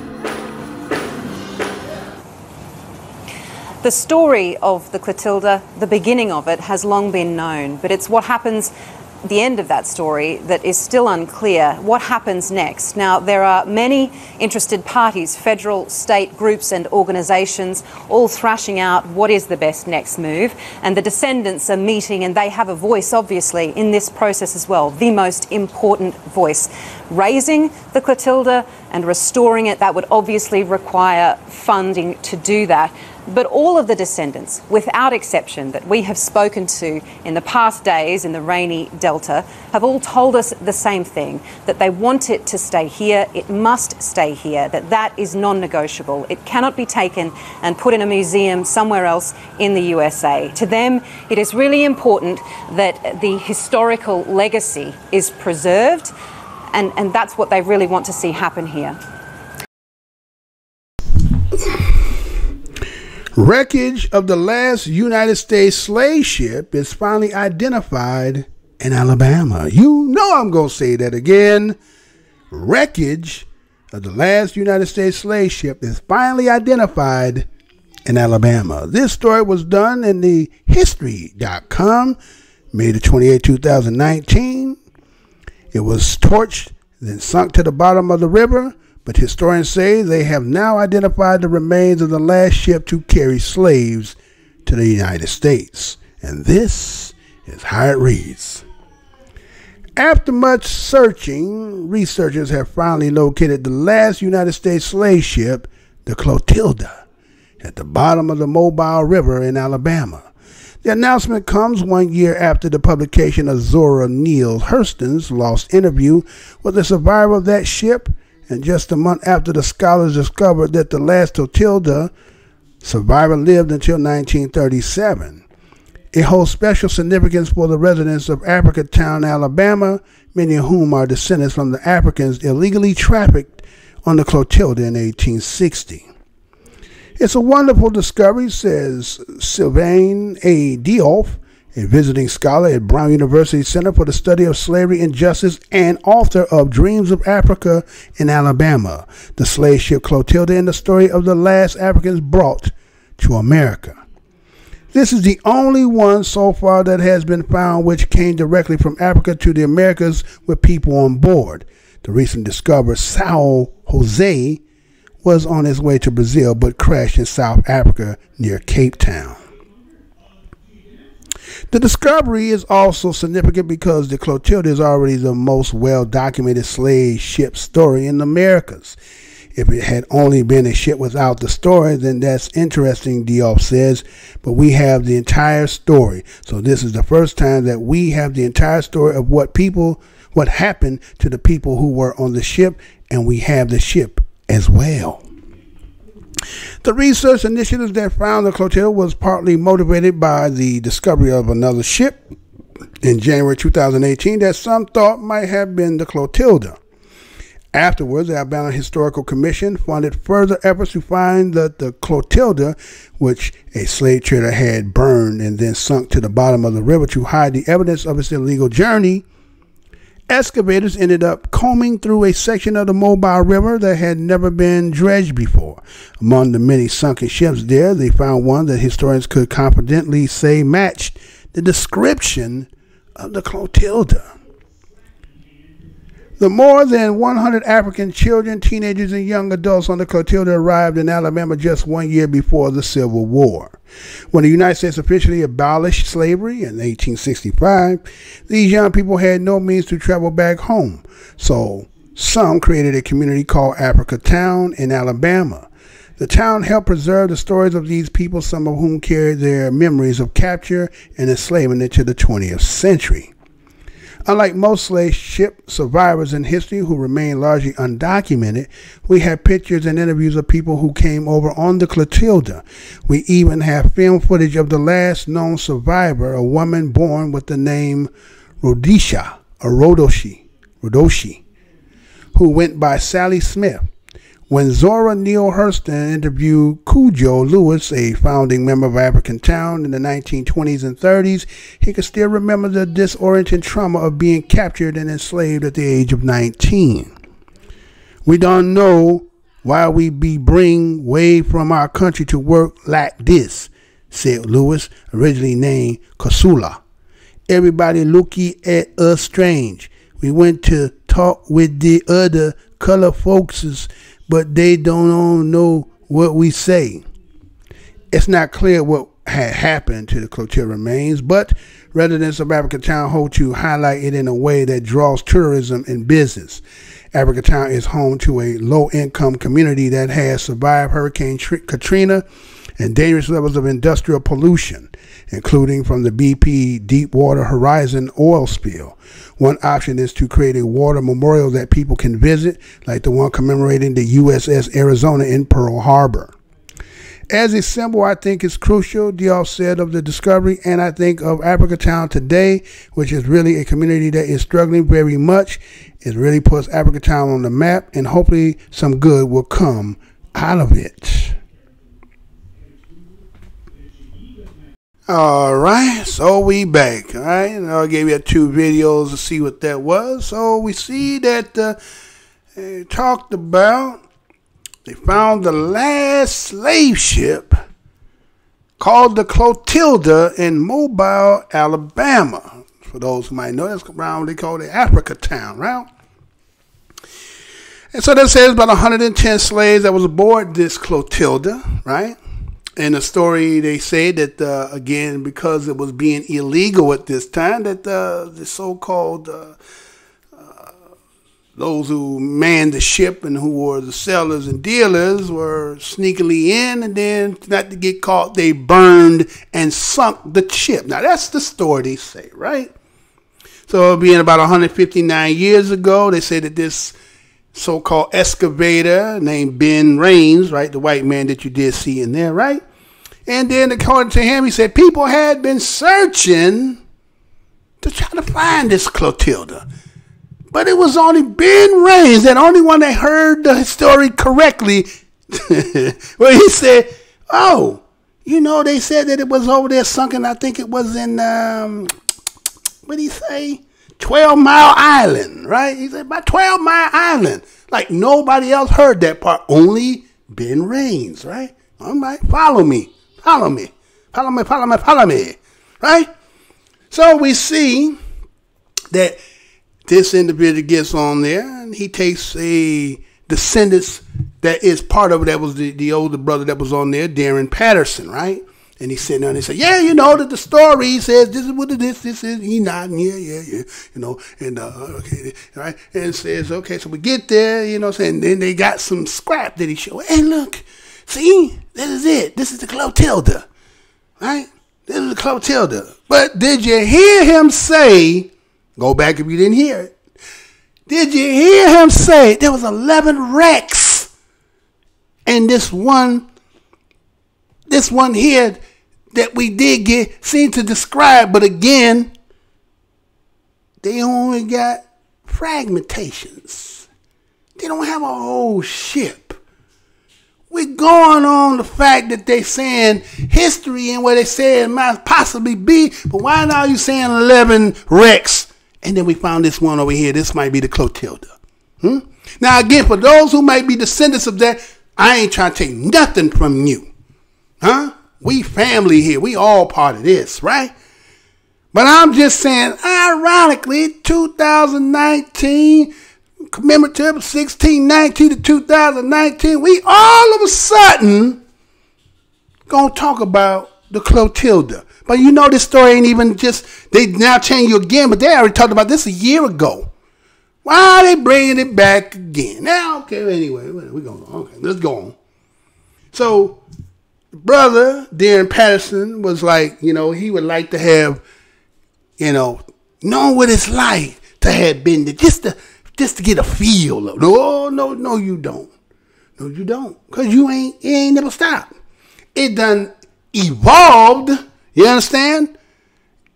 You know, it's not as direct as it was, but even then, in 1860, when y'all coming, I have to ask yourself, honestly, by the time 1860 is happening, where they all setting up with Lincoln and the whole call emancipation, Civil War coming, again, there's no knock to anybody who may listen to me and hear me that might be a part of that branch of the family of the ADOS, BADOS, or Black Americans of the United States. No knock. I'm just saying, as being that, my ancestors didn't come from that part. There ain't gonna be no documentation telling me what that is. And it's funny, they saying this is the most documented of all the slave travels there is, because it is the last one to come.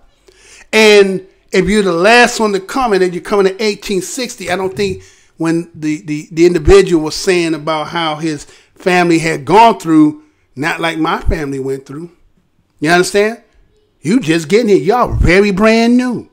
You just came from the continent, got over here. This is about over with.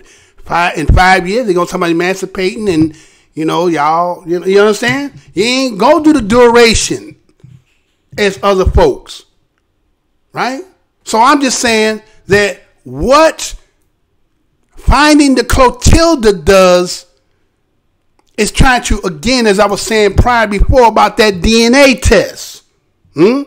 See, this story gets them to say, see, you came from West Africa. See the Clotilda. Follow me. See the Clotilda? We found it. We know that it's most documented. It said that you came direct from Africa. It was the only one ship that came direct. Well, where did everybody else come from? Where everybody else come from? And what are the 11 wrecks over there? And what was those? Questions got to be asked. Now, again, that don't take nothing away from them. But 1860, the game of that part is almost about, you know, it's going to transform and go into, you know, Freedman Act, Jim Crow. You understand? You ain't taste all that prior. If we talk about 1619 and forward, you're on the end back part of it. Matter of fact, I think y'all got a claim to even prove if y'all them families and it was illegal. I think y'all can take and go get y'all claim because y'all can prove. Everybody else still got to go through this whole process, and you understand? I think they can prove better, right? But I'm just saying, again, understand the connotative way that these people, how they operate. You want to give this Clotilda to try to make the rest of us see, Yes, we came from West Africa. DNA test said you came from West Africa. But again, I'm going to, tomorrow, the next show, I ain't going to say tomorrow because again, you never know if I can't get on or not. Next show, I'm going to show you how to say in the racism that is rising in science. For all the people say it's science, and science is to know, and science is a factor, but the truth. But again, until you have the laboratories and you are the science and doing the research and getting the grants, and it's slowly with no implication and nobody else intervening and having an agenda, then you can say for a fact. Until then, you only know what you've been told. So they say that once upon a time they had about 12,000 people. It's down to 1,800. What happened to the people? What's going on over there? So they believe by them being able to have this, claim that they got the Clotilda, that they're going to make tourism on it.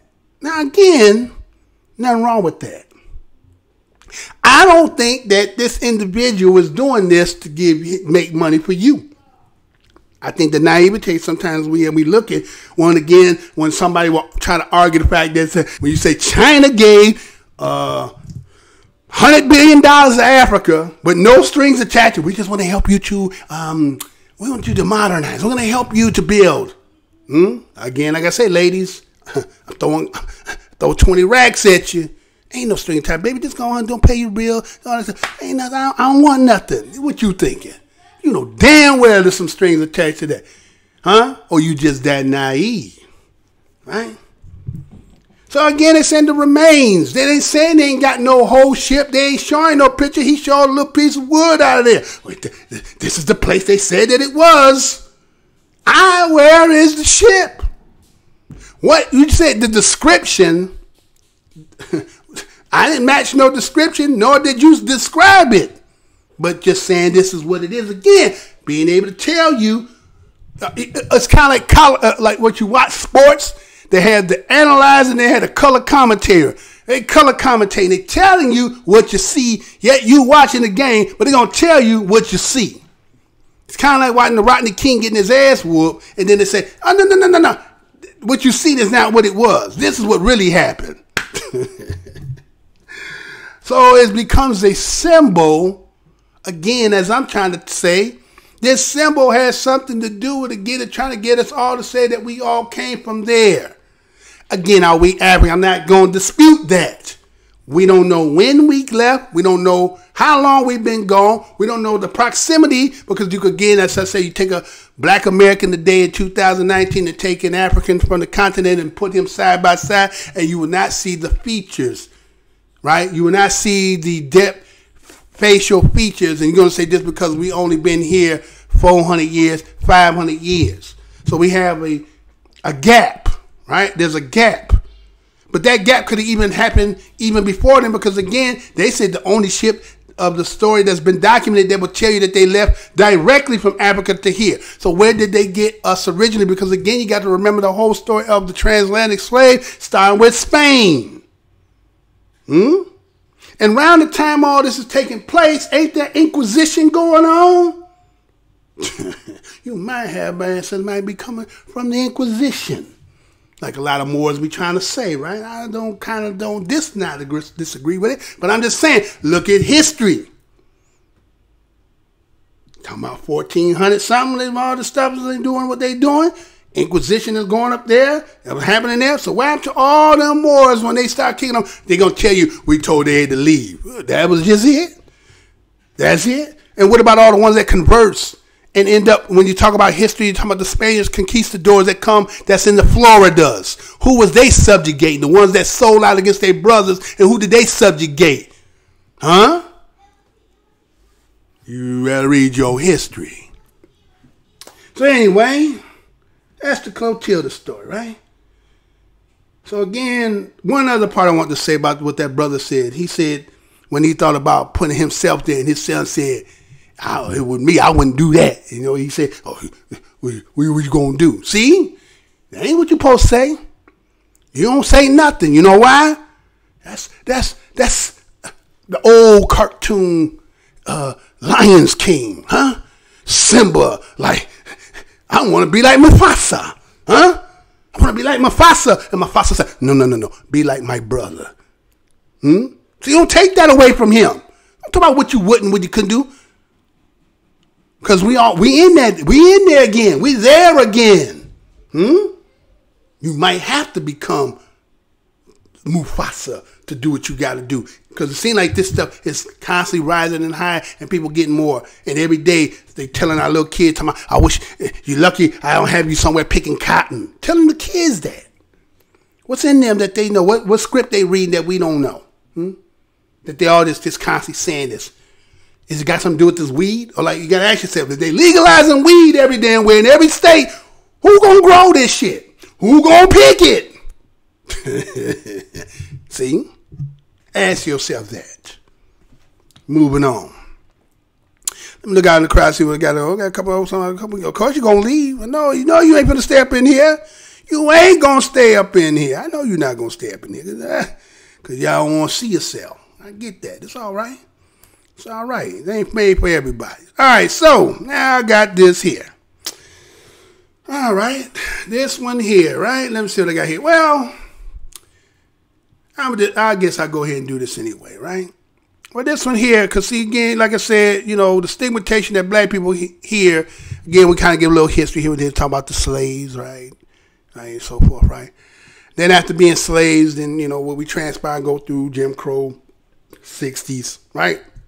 And then afterwards, the stigmatization that comes on our people is due to, again, the migration that happens from the South and people coming, running from a lot of shit that's happening, right? That's basically what a lot of it was. A lot of running, right? Running from what's going on down in the South. And there's opportunities they believe because they think employment and so forth because it's industrial revolution. The war doesn't happen, right? You also got the war happening. A lot of white men get killed in that World War I, right? So there's openings. But they got a lot of stipulations and a lot of families getting caught. And so now they try to get up into the system, right? So the woman need to get some assistance. And then they came up later in the 80s and used that same shit again to use on the platform to run. Called Welfare Queen. Remember that? The Welfare Queen. So I'll be here sometimes. I remember when a little while back, there was a story talking about they were going to cut all the stamps and they weren't going to get no stamps. And I seen brothers and some elders, they were saying things that was like talking about Welfare Queen and happy and get your ass off. Hey, man, hold on. Do you understand the history of that and where that whole shit came from? Well, since you did, check it out. And here you go. Be right back.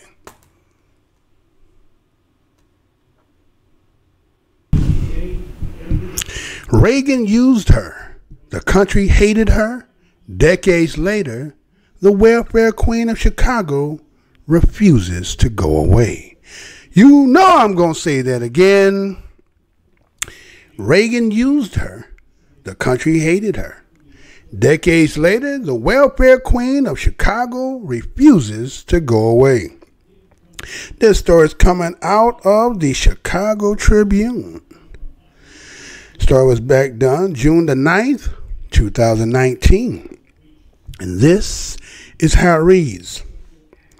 Between the fall of 1974 and the presidential election of 1980, this newspaper, the Chicago Tribune, used the phrase welfare queen in more than 80 different stories. Sometimes it was bold and large and in a headline. Sometimes it was tucked into copy.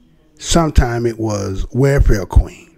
In quotes, sometimes just welfare queen without any colloquial smirk, as it were a formal title in Chicago, which in a way for several years it was. There was the welfare queen ice cream vendor who reportedly stole $11,000 in public assistance funds, and the welfare queen convicted of stealing just $1,013. There was the University of Illinois Chicago criminal justice student sentenced to 4 years in state prison in 1979 for defrauding Illinois of $118,000 in public assistance. But Chicago's most notorious welfare queen was indisputable a gold dust, 10 grifter, possible baby trafficker, possible kidnapper, and possible murderer named Linda Taylor. Her name was rarely printed without objectives and snark attached, as in Linda Taylor, the notorious Chicago welfare queen.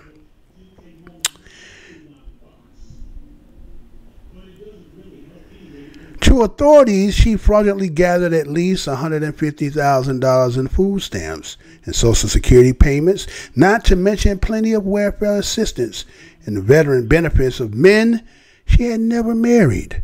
The amount was likely much less. There was nothing typical about Taylor or her actions, and yet she would come to embody an enduring and obnoxious cliche: the unworthy, scheming minority welfare swindler, living high off of government largesses and the hard-fought earnings of honest, working-class Americans. According to Slate editor Josh Levin, whose new book, The Queen, tells the story of Taylor, her crimes and evolution into a national mythology and rhetorical cudgel for politicians. One Tribune reporter alone, George Bliss, the 3-time Pulitzer winner, who first exposed Taylor's abuses, used welfare queen more than 36 times. The phrase was a succinct distillation of an old ideal, Levin said in his office the other day, a short walk from the White House, whose chief occupant even now is criticized for painting swaths of marginalized people with broad brushes. By the mid-70s, just as Taylor was becoming Exhibit A of the undeserving poor, more women of color were being granted access to the assisted benefits long denied to them. The previous decade had been the civil rights movement, the war on poverty, as well as an uprising in Chicago and around the country. The image of poverty at the time became black. Levin said Taylor, whom he believes was likely mixed, was identified variously as black, white, Hawaiian, and Mexican. Not that it mattered much. Welfare had been racialized, and welfare queen captured the concept of people getting something they didn't deserve. Worse, living better than you. These were rough economic times. Paychecks weren't buying as much. If you wanted to stoke contempt for people supposedly getting rich without lifting a hand, the time was right. As Levine notes, the Queen Taylor's mere existence gave credence to a slew of pernicious stereotypes about poor people and black women gaming the system. Yet arguably it's Ronald Reagan who gained the most. He rarely said welfare queen in public. He referred to Taylor as merely a woman in Chicago. But her public assistant crimes, which Reagan read about in news reports, then fastened into a fixture of stump speeches during the 1976 and 1980 presidential campaign, became his go-to, ready-bake, cautionary tale. Public assistance, he said, was wasteful, run by do-nothing bureaucrats and the people it served. They were out there buying steaks and lobsters with food stamps. They were living in housing projects as plush as country clubs. And how were the 70s treating you, struggling middle-class voters? Were you as well off as those people getting something for nothing? As well as that woman in Chicago, Reagan didn't go into great details about Taylor's background because he didn't have to in the 1970s, said Rick Perlstein, the Chicago-based historian best known for his trilogy of books about the rise of conservative politics, including Nixonland and the Invisible Bridge. Reagan only had to draw her a symbolically terrifying with a clear implication she was not alone. There was 1,000 Linda Taylors waiting to bankrupt your city. Reagan would tell his supporters she used 80 aliases, 30 addresses, 15 phone numbers. That was true, but he would never mention the far worse crimes she was linked to, and he would never specify her race. He wouldn't have to, though. Levine notes studies that the percentage of black Americans on public aid remained steady throughout the 70s, though most Americans getting assistance then and now are white. Welfare was portrayed in media reports for decades as a black entitlement. There was a moral panic in the mid-'70s, Pearlstein said, yet whenever Reagan pulled out Taylor, whenever he said anything the political opposition might use to shame him, he would frame the story in a way to absolve its listeners of embarrassment or racism. People talk of dog whistles and train whistles. Reagan would never call Mexicans criminal, but he was naive about how a narrative affected policy. Some of the Tribune coverage of Taylor's can read considerably more insensitive than Reagan's infamous welfare queen speeches. One in 1975 headline wondered if Taylor's talent for gifting people with calls by voodoo. That said, Reagan's speeches are lessons in opportunism, distortion, and at the very least, blinkered self-awareness. The former president's own father, an alcoholic who had trouble holding jobs, found his steadiest work as a welfare administrator in Dixon, Illinois, and ramifications were vast. Reagan's welfare queen energized and outraged voters and helped land him in the White House, where he then worked to cement the belief that the problem with welfare was actually the welfare bureaucracy itself, which eased pressure on addressing a more nebulous problem, poverty. And so, for decades, poor families were pulled off of public assistance, leading to the Clinton administration's later actions to end welfare as we know it. Within a decade, the number of children living in poverty in this country more than doubled. Linda Taylor had been an unwitting salvo in what resembles a propaganda war against the poor. The Tribune wasn't the first media organization to employ welfare queen, but the newspaper popularized the phrase. Then, according to Kate Walls, Vice President of Advocacy at Chicago's Sargent Shriver National Center on Poverty Law, Reagan weaponized it. We see the reverberations. We are continually having to explain why people are poor, why they are not undeserving, why it's not as easy as telling people to pull themselves up by the bootstrap. A lot of it goes back to Reagan's narrative. When public benefit programs became slurs, it predates Reagan's, but he perfected the ideal. Levin is long and thin, with an oval face and a pensive manner. With his sky blue button-down shirt and black frame eyeglasses, he gives off an aura of NASA mission control wonkiness, circa around 1967. He is not from Chicago. He grew up in New Orleans and had been a Slate since 2003, moving up from editorial assistant to national editor. 7 years ago, when the online magazine had initiatives that allow staff to spend a month on a project, he started looking further into an old Jet article about Linda Taylor. Didn't know there was a real person associated with the welfare queen, he said, but also I was interested. I didn't know about it. I was interested in how something so consequential could be erased from memory and history. So did others. The initial story he wrote about Taylor became one of Slate's most popular piece ever. A few years later, Levin started the book. He dug exhaustively through the real estate records, prison records, Cook County court files, Illinois State Archives, FBI, and Chicago Police Department papers, because Taylor had died at 76 in a nursing home in 2002. He spoke with Taylor's children, people who knew Taylor, people who knew Taylor. She had been linked for years to a murder, though was never charged. Levin linked her with 2 additional murders.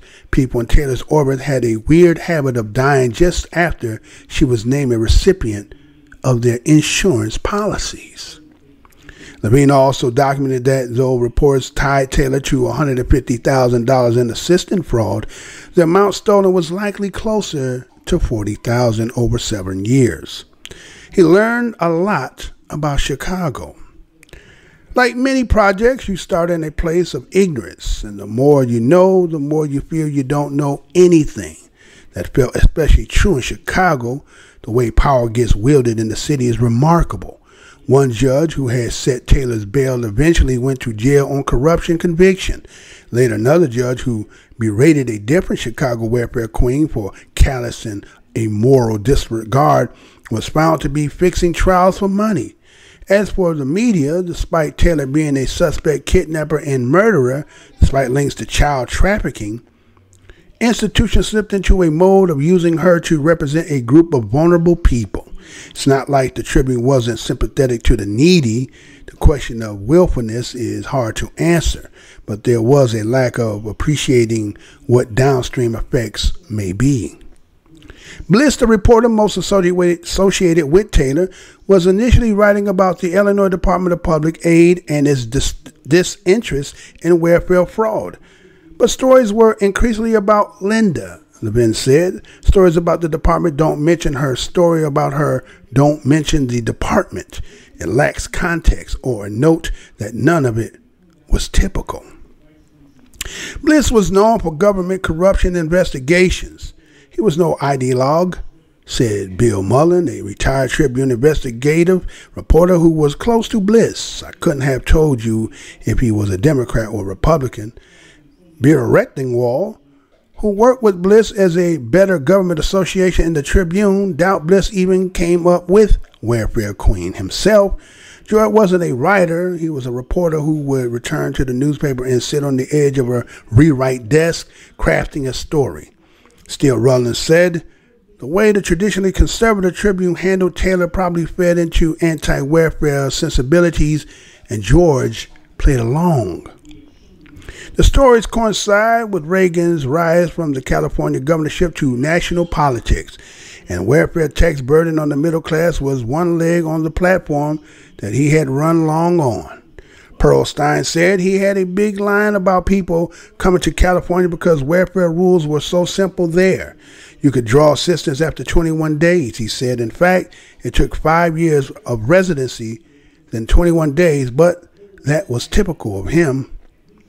Actually, Reagan welfare tales were in keeping with a long tradition, said Heather Hahn, a senior fellow at the Urban Institute, a think tank in Washington where she specializes in public assistance in poverty. The image of the undeserving poor dates at the very least to the Elizabethan poor laws of the 16th century, when the poor had to basically demonstrate their deservingness, generally to clergy who maintained welfare rolls, and its thread running ever since through assistance program is also a reminder how powerful narrative it is in shaping the consequences for how people live. After Linda Taylor, she said the poor had to jump through hoops to prove they weren't Linda Taylor. Few could have been. The details of Reagan's story were so outrageous, even Chip O'Neill, Speaker of the House, told Reagan he doubted that welfare queen existed. But the Linda Taylor of the Rant book was far, far more outrageous. She was born Martha Lewis White, but tried on a dizzying array of identities, race, addresses. She had 5 children, kidnapped others, and abandoned some, according to Levin's book and the Tribune reporting. She worked as a spiritualist and once identified herself as a heart surgeon. She was Connie Reed and Connie Harbaugh and Constance Wakefield and Connie Green and many others. She was jailed for welfare fraud and perjury, but never charged with suspect kidnapping of murder. And in the mid-70s, the Tribune linked her to the 1964 abduction of Paul Fromscott, a day-old infant at the former Michael Reese Hospital in Bronzeville. The case remained unsolved, but someone using one of Taylor's family aliases visited the hospital the day of the abduction. Taylor was also seen that day wearing a nurse uniform. She was never charged with the crime. Other than her children, no one had a long-term relationship with Linda. Levin said the patterns was she would blow into people's lives, disturb everything in her path, then leave. So when he talked with people who knew her, I would ask about the weeks or months that they knew her, and then inevitably I would tell them what she had done before and after the time they knew her. Nobody was aware that she was dead. Taylor was a cipher. Levin decided not to go far beyond that, By the end of the book, we don't really know why she was the way she was. If I'm making a critique of the way she was written about, I wanted to be careful not to make what I perceive are the same mistakes and assumptions. You want to say with clarity and rigor who this person was, but she just out of reach. It's not a cop-out. It's honest.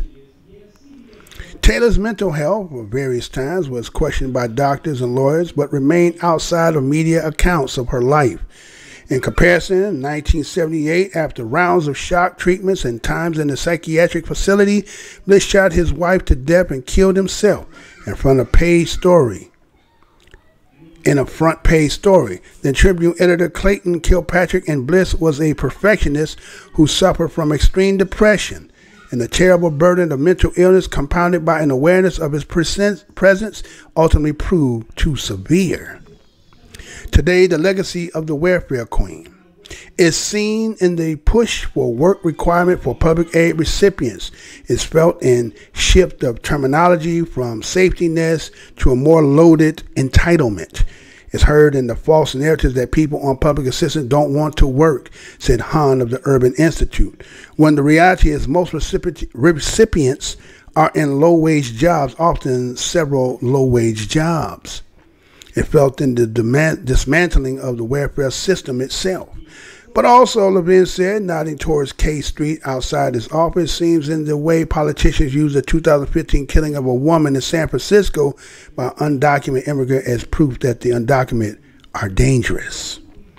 A lack of interest in facts and statistics, the use of a single, not typical story was an example of what's going on every day under our feet. It just all feels strangely familiar.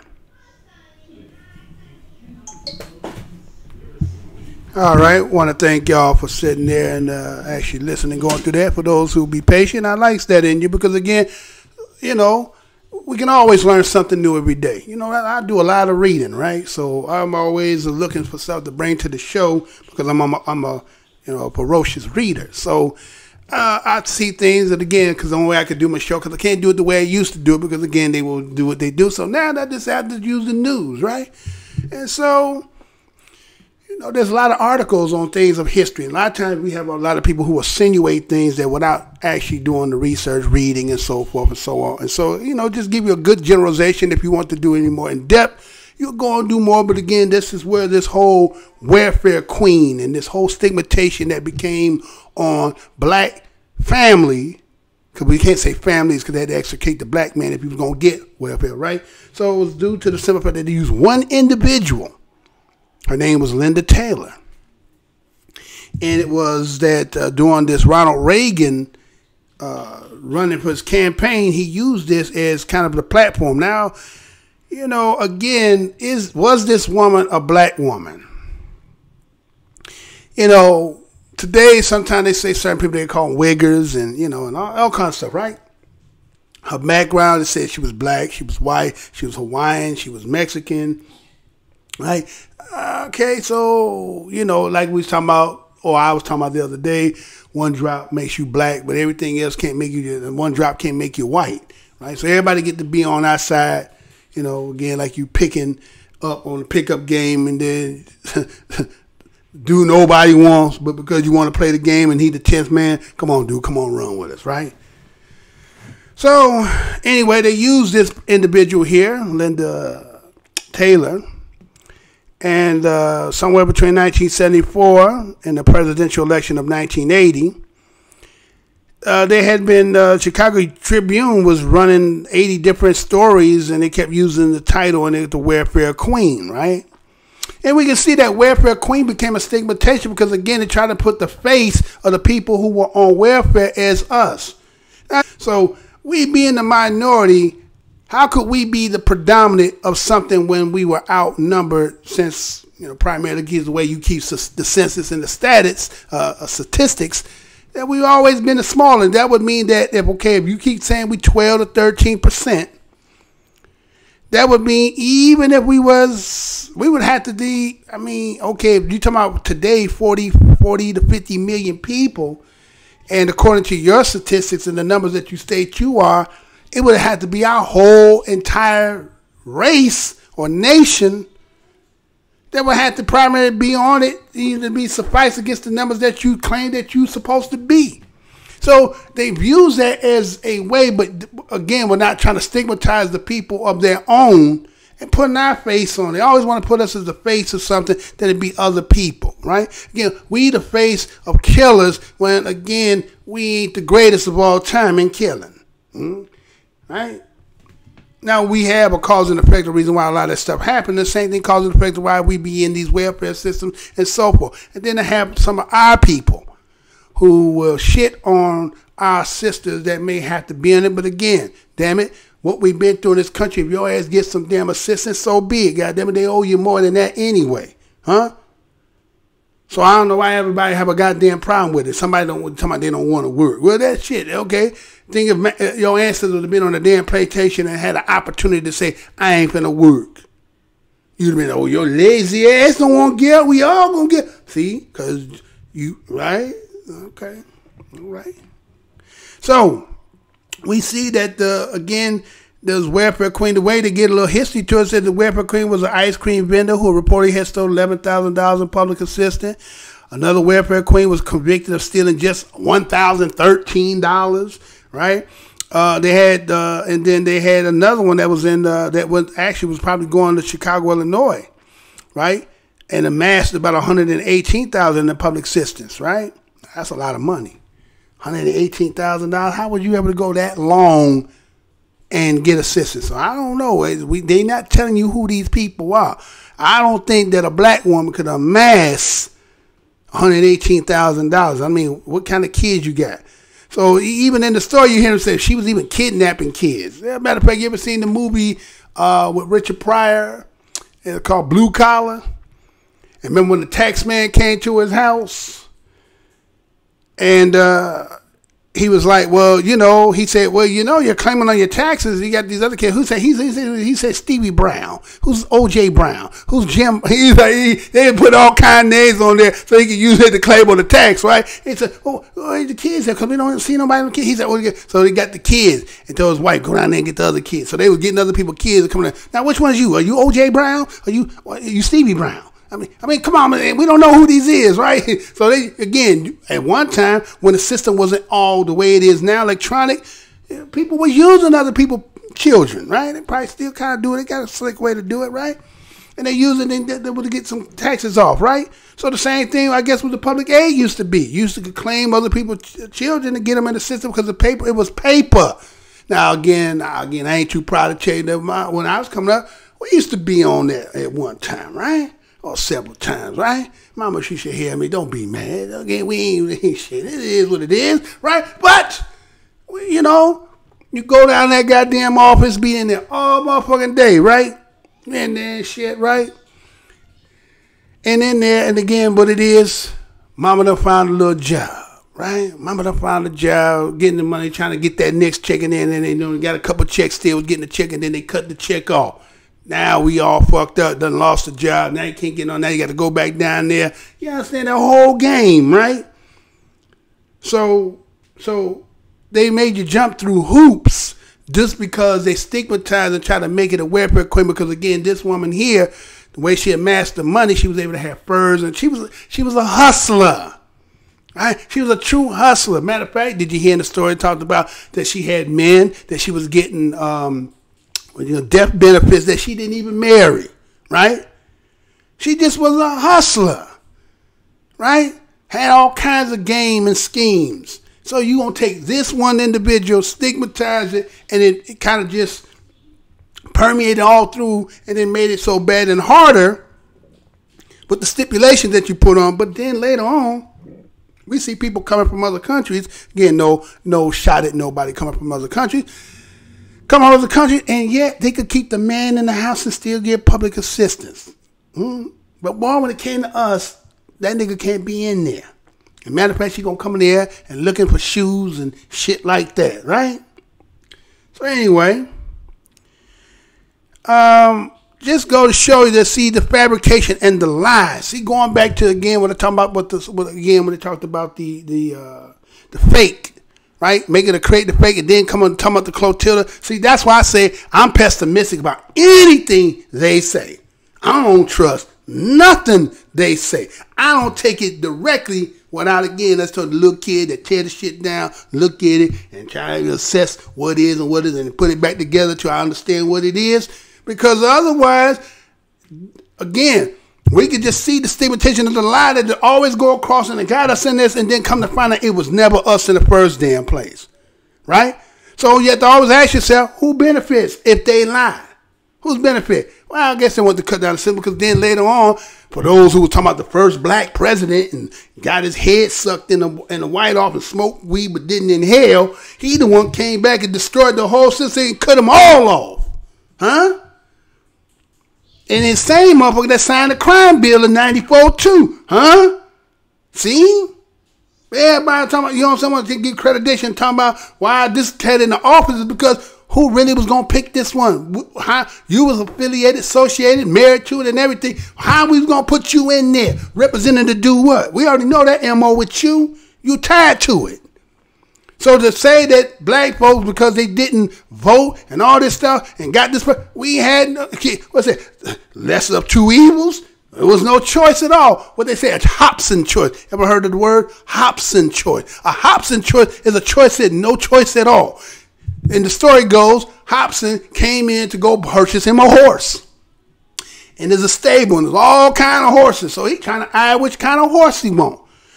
The owner said the only horse that's available is the one that's closest to the door. He's like, wait a minute. All these horses up in here, I can't choose nothing. No, what I see is, again, you know what I'm saying? You see what you see, but the only choice there you got is this one. So there ain't no choice at all. You understand? Kind of like back when they first made the first cars, they talking about the colors you get to choose from was black. Like, what do you mean? The only colors you got is black. Ain't no choice. So again, that's how the game, that's how they be working it, right? So anyway, a little history of that welfare queen. Again, you won't go over it for those who need that. But again, that's how that went, man. There's one woman who did abuse the system, but she had other kind of hustles. And she wasn't quite black, but they used it as black. And then there was the campaign run on and got the whole permeation of the minds of white folk. Yeah, niggers all on. You want to go to work and put yourself on a bootstrap. But it was more y'all on there.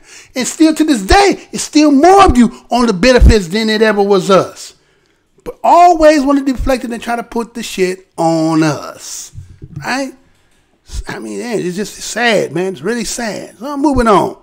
Because I'm already at the 2-hour mark. I don't want to get too far. But I got a little bit of stuff on here to do.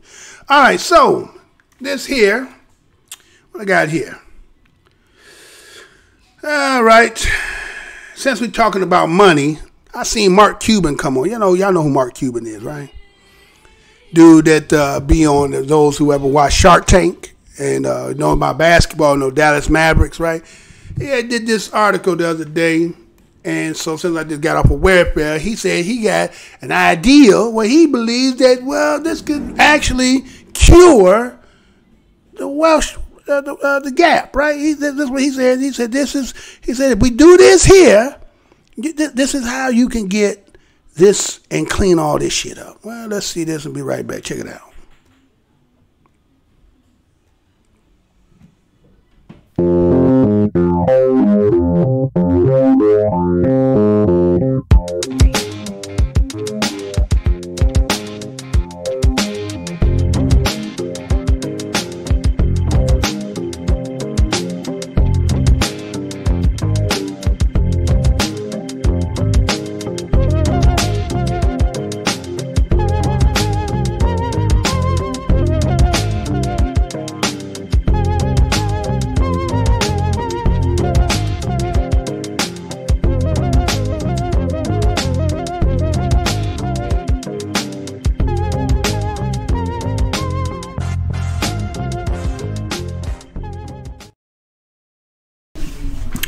Mark Cuban describes the best way to reduce wealth inequality.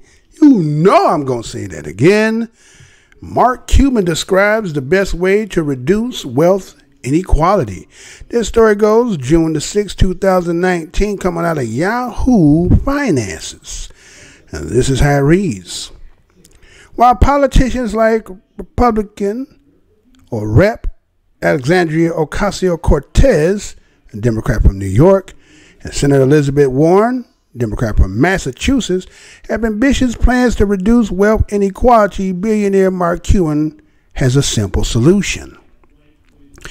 The only way that people really improve their wealth is by buying a house, condo, whatever it may be, owning shares of stock. Cuban said, I think that's where you start to change the rules. If somebody is below a certain level of income and they're able to buy a home and you give them more tax advantage, you don't take away their deductions because they're in California or New York. When they have a lower income, he said, now they did some things to offset, but still you want people to be able to accumulate assets that grow in value, that appreciate. That's how you get people so that their life becomes better. The Dallas Maverick owner made the remarks to Yahoo Finance editor-in-chief Andy Sewer on an episode of The Influencers with Andy Sewer, a weekly interview series with leaders in business, politics, and entertainment. Trickle down is not going to work. Cuban referred to what occurred with Broadcast.com as evidence to support his argument. When he and his business partner Todd Wagner sold the video portal to Yahoo, former Yahoo Finance parents now owned by Verizon, in 1999 their employees already had stock. We created 300 millionaires because 300 out of 330 people invested their stock, he said. So when you work from the bottom up like that, people have a chance to increase the value of their wealth. Cuban said that if someone has an advantage class of stock, when that stock is sold, it should be treated as normal income. If everybody got the same class of stock, then you treat it as a capital gain if you held it for more than a year. He said, I think you also advantage people if you have a company where all employees are offered stock. You give them other tax advantages. Because then AOC's point, you're lifting from the bottom up, Cuban said. Trickle down is not going to work. But if you create opportunities where people all have to share in stock, then the disparity is going to decline because everybody's going to go up when things happen. Presidential candidate Warren floated the idea of a 2%, 3% annual tax on a household net worth if the wealth exceeds $50 million. Ocasio-Cortez's proposal suggests taxing the highest tax bracket at a 70% rate in order to fund environmental projects. Cuban admitted that he's not a fan of either trickle-down economics or trickle-down taxation.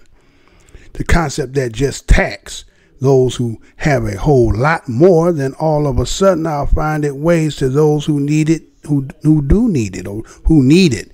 Doesn't work, hasn't worked, won't work, Cuban said.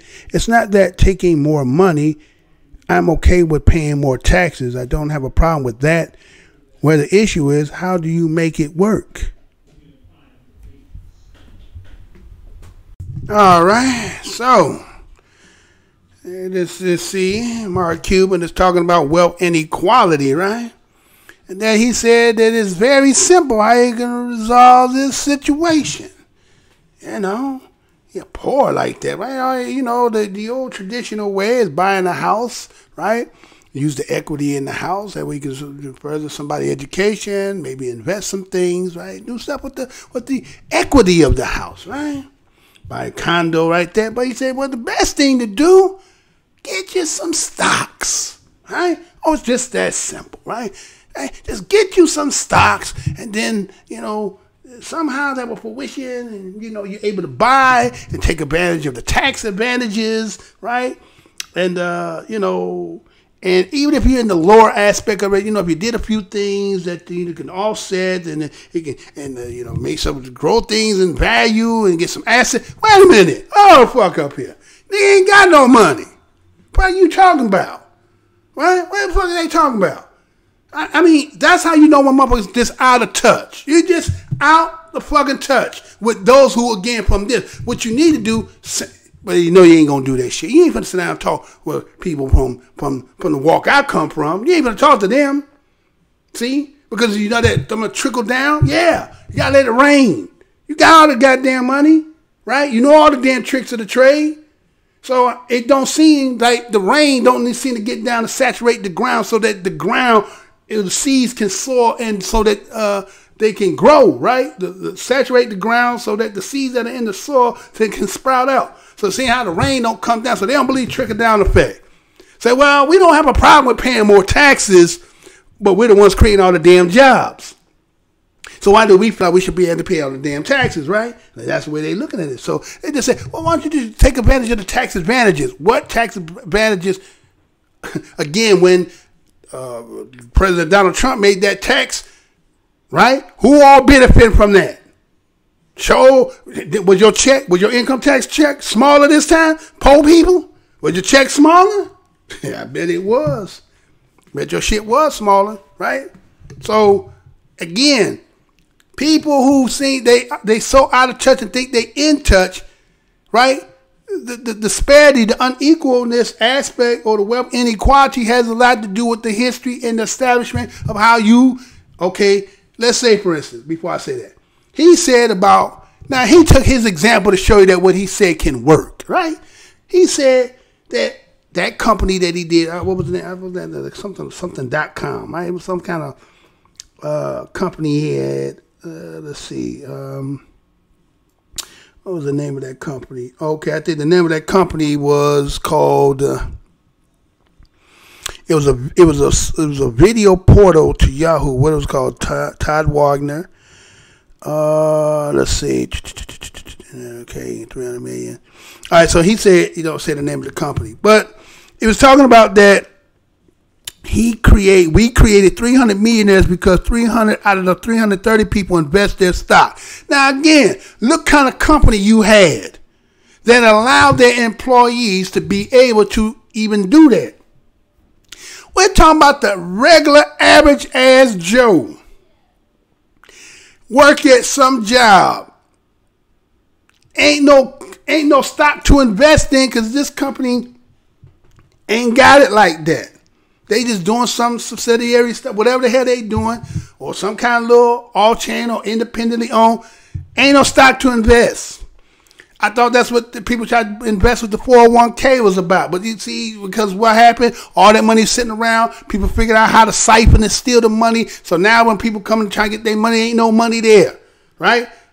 Or at the end, if you stay to the end, you're going to see I got something that somebody has said from the continent that just sums that shit all up.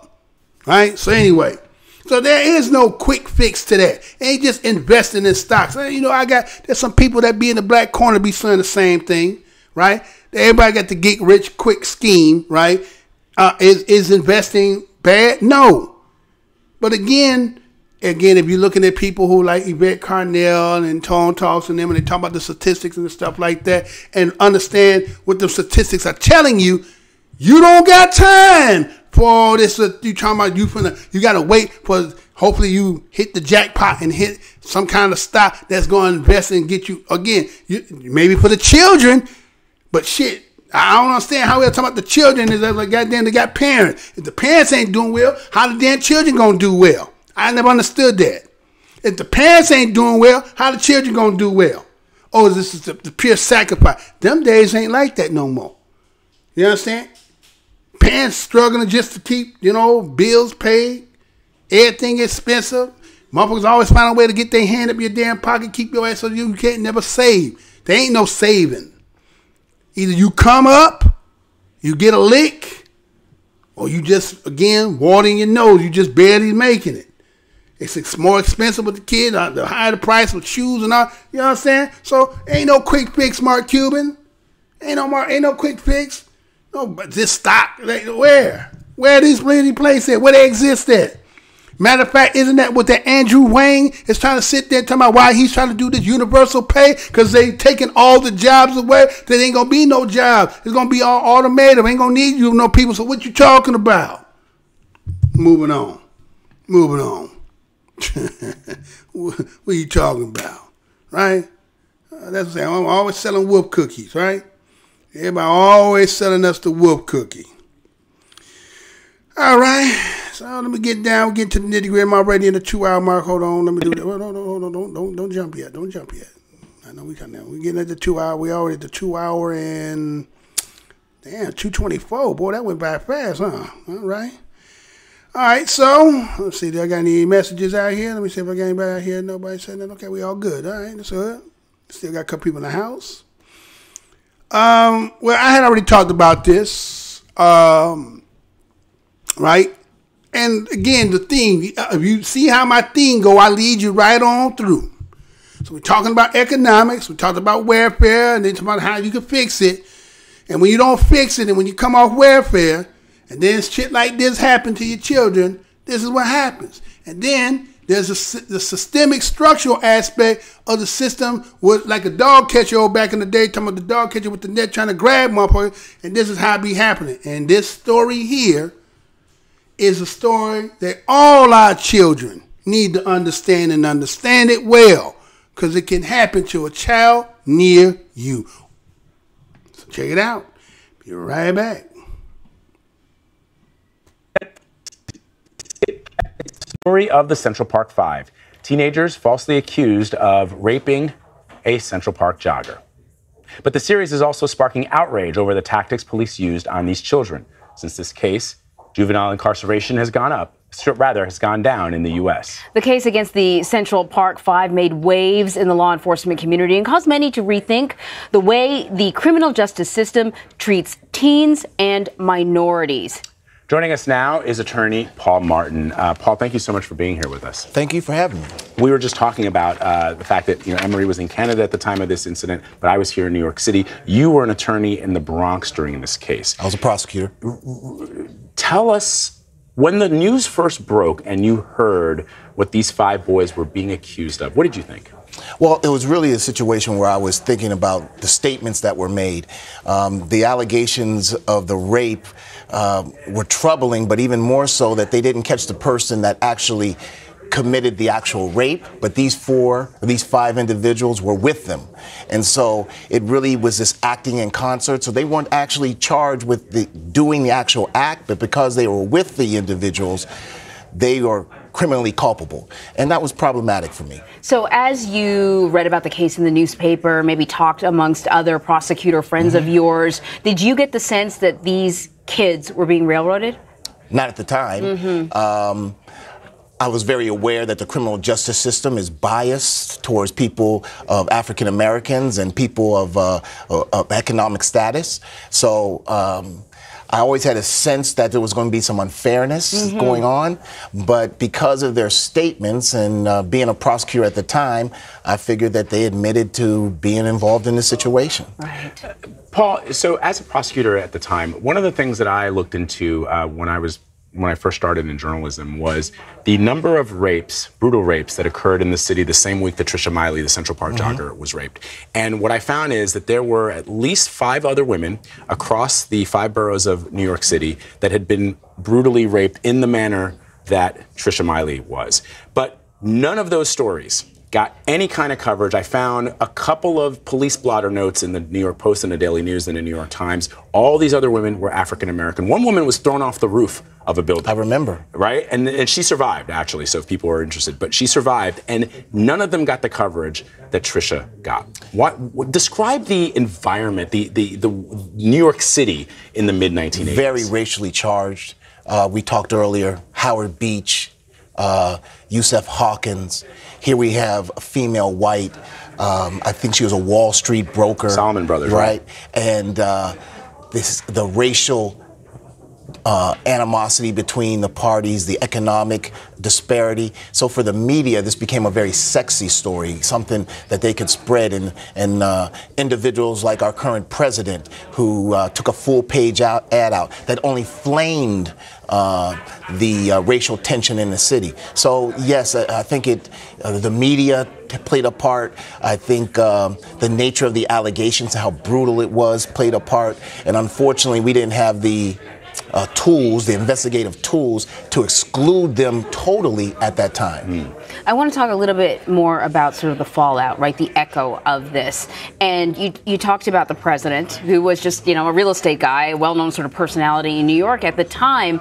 But this crime gave justification for a, we're tough on crime sort of approach from politicians, from law enforcement. You have this broken windows policy, which was basically, you can correct me if I'm wrong because you were here at the time, which is basically, let's target the small crimes and that will diminish the big crimes. Do you think that sort of contributed to the type of conversation that was happening in New York about this incident? I think it became a pipeline to incarceration. It ended up having a lot of individuals who normally would not have been incarcerated, not have a criminal record, to be sent to prison. It became a atmosphere in which jurors were convicting people on less than evidence in order to get back at the defendants, any defendant. So unfortunately, it wasn't a vacation for the criminal justice system. It only became a situation where we were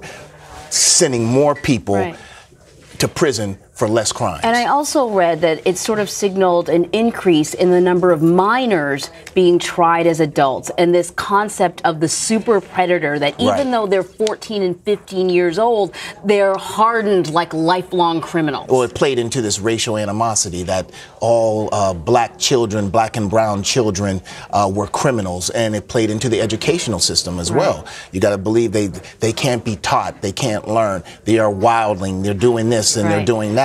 And unfortunately, it had a ripple effect in society in total. Right. All of it, just to reinforce it, Vlad, all of it based on falsehoods. Right. That was my follow-up, which is all of it based on falsehood. Now, 30 years later, the boys have been exonerated, and yet there are still people who had positions of authority at the time in New York City, police officers, prosecutors, who maintain that they did everything right. Why do you think that is? There is this connection between the detectives and the police department and prosecutors, where prosecutors do not really do a real evaluation of the investigative tools or tactics done by detectives in the city. Listen, there's always an interview before the interview. Detectives don't ask the DAs to come down unless they know exactly what these people are going to say. And those interviews aren't taped. Those interviews aren't recorded. So there's things that are said to these individuals. Don't worry about it. I want you to speak to them. Just tell us what you have to say. We're going to let you go. And for someone that trusts the system, these parents, some of these young men had parents with them. They believe that if they trust the system, trust the police officers, because they're innocent, they'll be let go. And unfortunately, the system burns them. They burned them back then, and it burns them today. So listen, there have been documentaries done on this, right? And this Netflix series is getting a lot of attention right now. But it's not like this story is new to people. We knew about these details already. But there's a very different reaction now to this Netflix version of it. What's happening now, do you think? But I think we're actually seeing what happened behind the scenes. We're actually seeing how the prosecutors and the police department worked in tandem and ignored signs that could have indicated these individuals were not guilty. And rather than further investigate them, they basically just ignored them.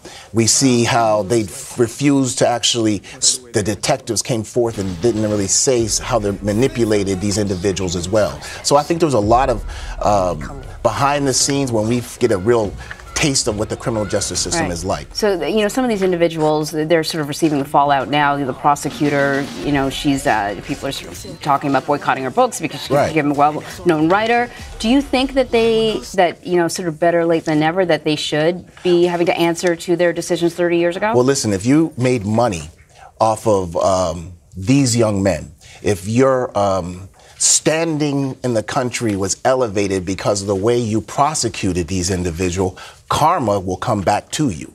And she is basically getting back for some of the things that she has done in the past. Really, I think the point that you made, Anne Marie, that people have always talked about the Central Park Five. It's been a fascination of mine for many, many years. And a justification for for cracking down on minorities, for other abuses within the system. That came from that case. Yeah. I think that people are now starting to understand the way the system works and how it worked back then. And it's just for a new generation. There are young people who don't know about these 5 young men.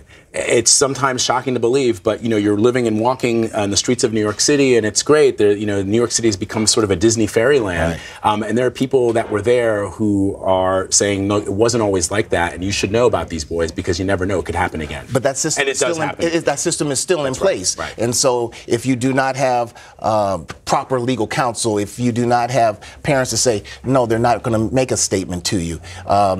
There's individuals, if you go down to 100 Center Street today, that are being prosecuted for crimes they did not commit, and proper investigations are not going forth. All right. Paul Martin, thank you so much. Pleasure talking to you. Hold on. But you called me. What's going on here? What's it doing? Okay, so I had to go there. Oh, because I went up there. Okay, my fault. All right, so what we see here is that is the Netflix is showing When They See Us, right? It's on the 30-year anniversary of actually April 19th, 1989, when the 5 individuals were brought in and really coerced, in some sense, tricked into confessing that they never was. I mean, matter of fact, let me not even get into that, because again, there were some things that came out in this interview that again, this individual here, his name was Paul Martin, and he was an attorney from the Bronx, but he was a prosecutor. So he kind of laid out the fact about how the tactics are used, right? And and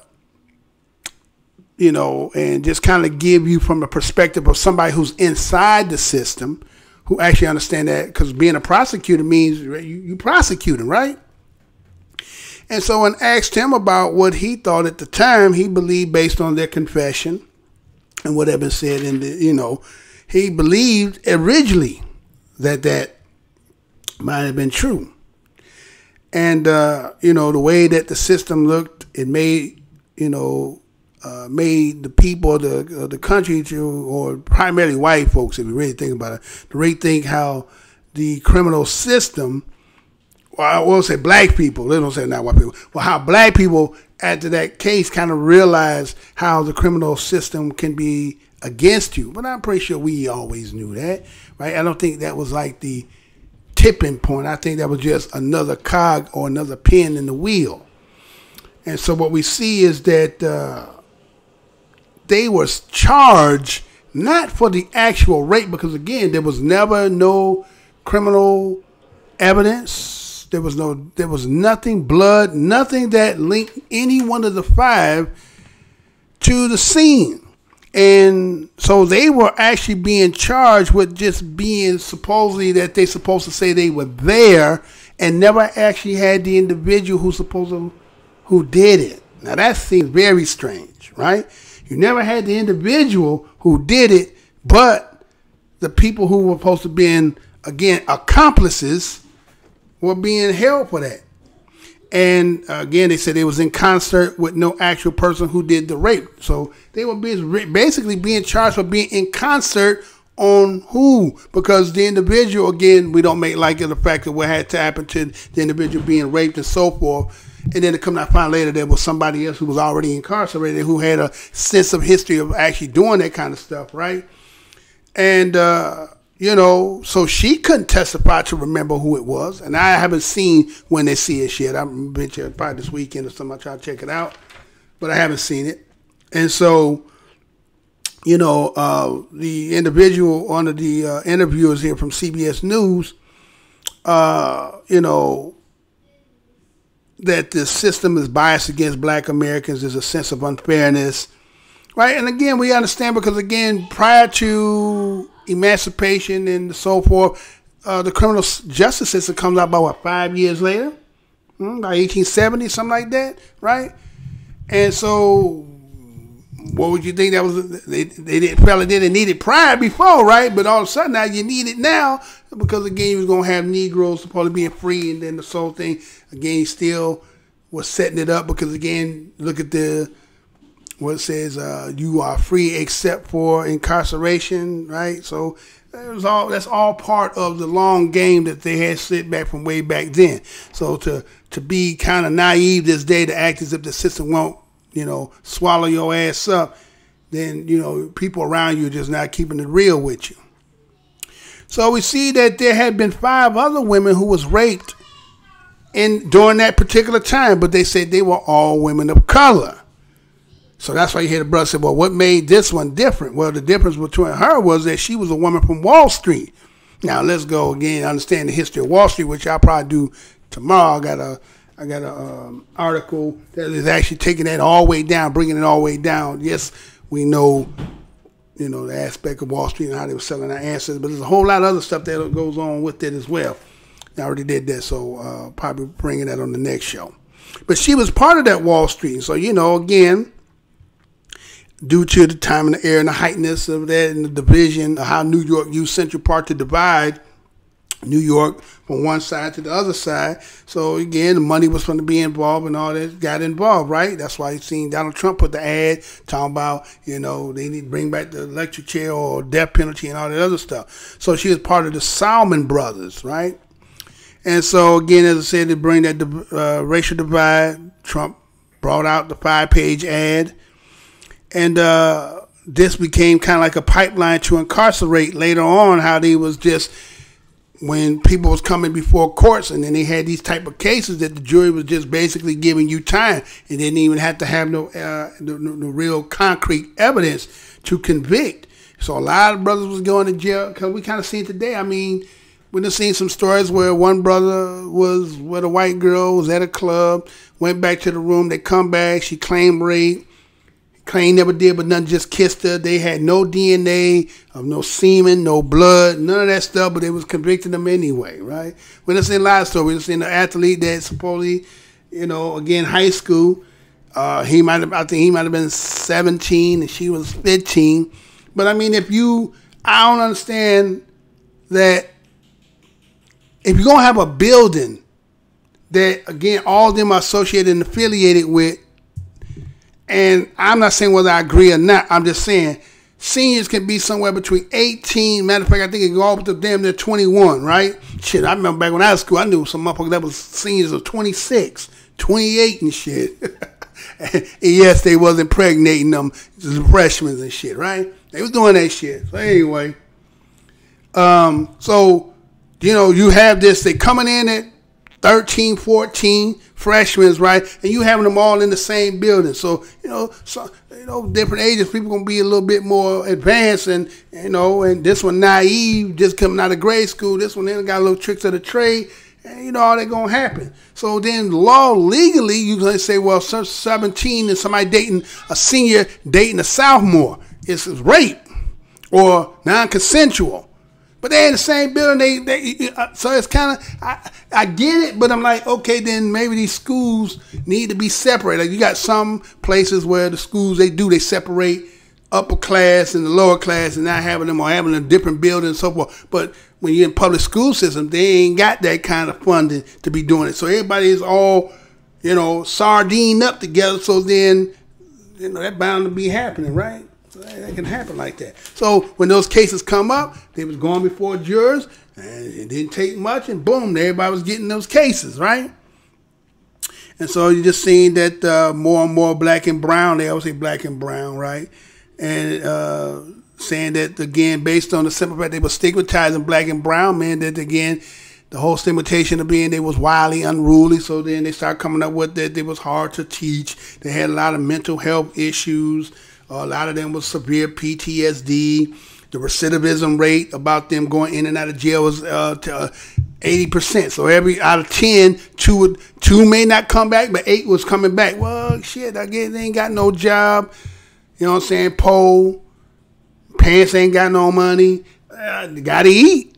You understand? So, again, these things breed certain elements that's going to produce certain kinds of outcomes.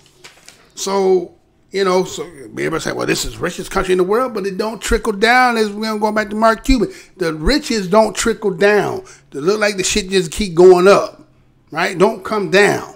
You would think that if let's say, for instance, we kicking it, I got about $50,000 in my pocket. You only got about $100 in your pocket, right? But we cool. We hang it all the time. It's always like, I got 50 G's, you always got 100. Ain't somewhere, shouldn't my 50,000 help you to get up from your $100 just because of your fraternization with me? Shouldn't some being around me, somehow your pocket should get some of this 50 I'm getting? Matter of fact, I done got 100,000 now. You still only got 100. Matter of fact, you done lost your 100, your shit down to 80. How's that possible? Oh, I'm stealing your money. Maybe that's what it is. The way I'm getting my money is I'm stealing the money from you, and that's why you can't get up. Moving on, right? So you heard what that brother in there, he had said, that Paul Martin, he was like, the way that district attorney stuff works in police stations is there's an interview before the interview. Remember him saying that there was an interview before the interview, meaning that those police officers already done not figure out how they're going to get them to get what they say, and they come to the DA was to say how they're going to be able to prosecute and what kind of charges, right? But they say, well, the way that process works, that there need to be a recording of that process so that people could be held accountable for how they're trying to, either they're insinuating, coercing, all these convictions, right? So but see, again, you got to have a back door, right? Because it's never as straight as it make it appear. So you got to have this part here where we kind of saying certain stuff, but then we're going to record what you say and hold you against it, but we're not going to hold what we say back here. See? And then wonder why there's so much corruption and shit. Right? So it goes on and says,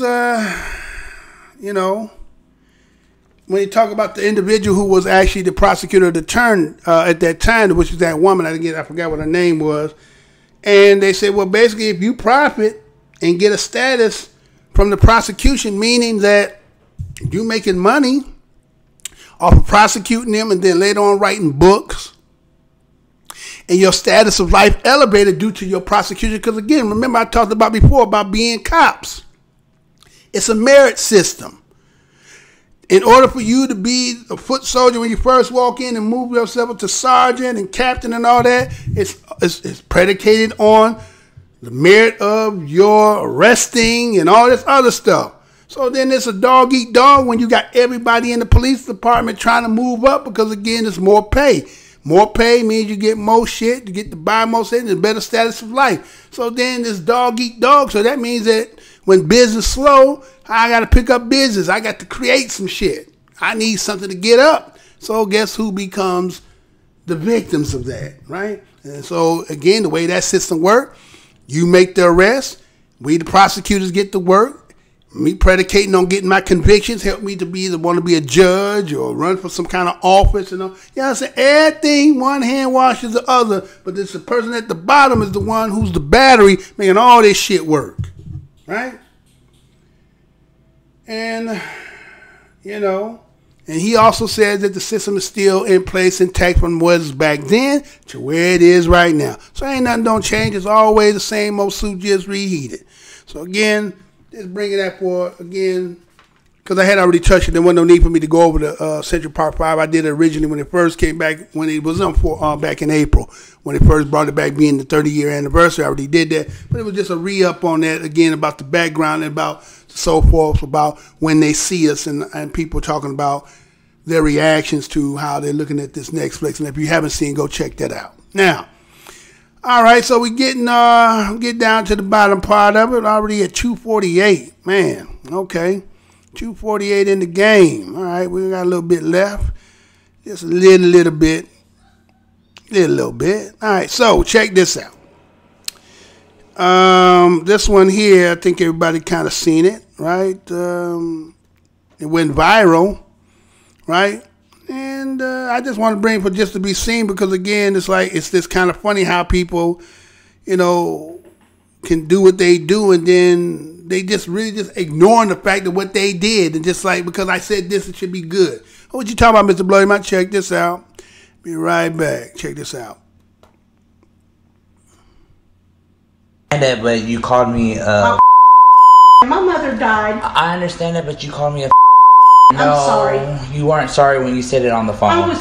Listen, There was no, people screaming but at home. at the end of the day, I and need the a climate that we live in today's I society, said I was sorry. I understand that, but it's above me now. I need a room tonight. Well, there's the Best Western next door. No, please, let me hear. My daughter's here. I'm sorry, but I mean, I was on the phone when you said it. I said I'm sorry. Please, I've had a horrible day And I had a horrible time when hearing that. He won't let me in. It's above me. She called me a Sir, my grandma just died. I understand that, but it's above me. Please let me. It's above me. Sorry. I got my The credit Best card. Western is next door. It's above me now. Hotel clerk video with racist guests goes viral. You know I'm going to say that again. It's above me now. Hotel clerk's video with racist guests goes viral. This story was done June 3rd, 2019, coming out of News One. And it reads, an apparent hotel clerk who said he was called the N-word by a would-be guest was getting the last laugh after he tweeted a video of the exchange Sunday night that ended up going viral. The video shows the unidentified clerk, a black man, rejecting each desperate attempt to stay at the hotel by the woman who had apparently called him the N-word during an earlier phone call. When she came to the hotel to plead her case in person, the clerk was ready for her, and then some. The woman, who can be heard on the video, tried to show her human side after dropping the N-bomb on the clerk, telling him that she and her family, who already staying at the hotel, were in town for a funeral. She said she wanted to stay in the same hotel her family was in, despite the clerk's repeated reminder of her treatment of him. But you called me a fucking nigger, the clerk says while shrugging to the woman, who repeatedly apologizes. No, but you weren't sorry when you said it to me on the phone, the clerk accurately noted. The clerk plastered multiple crying from laughter emojis across the video. He went to the site, The Climate That We Live In Today's Society, an apparent reference to the countless numbers of white people who have gotten increasingly and brazenly racist with the election of President Donald Trump as a reason for advising her to find another hotel. Despite the despicable racism being displayed, one of the major takeaways that social media users in particular embraced from the exchange was the clerk repeating the phrase to the woman's insistent request to stay at the hotel. It's above me now. When a woman says again that she needs a room for the night, sounding like she was in tears, the clerk politely pointed to his right and said, well, there's the Best Western next door. The video got the two terms, it's above me now and Best Western, trending on social media Monday morning, with former being used as a hashtag. Twitter users cheered on the clerk and embraced the two top trending topics as they imagine applying those two terms to their own situation that might require a way to kill someone with kindness. All right, so we're back, right?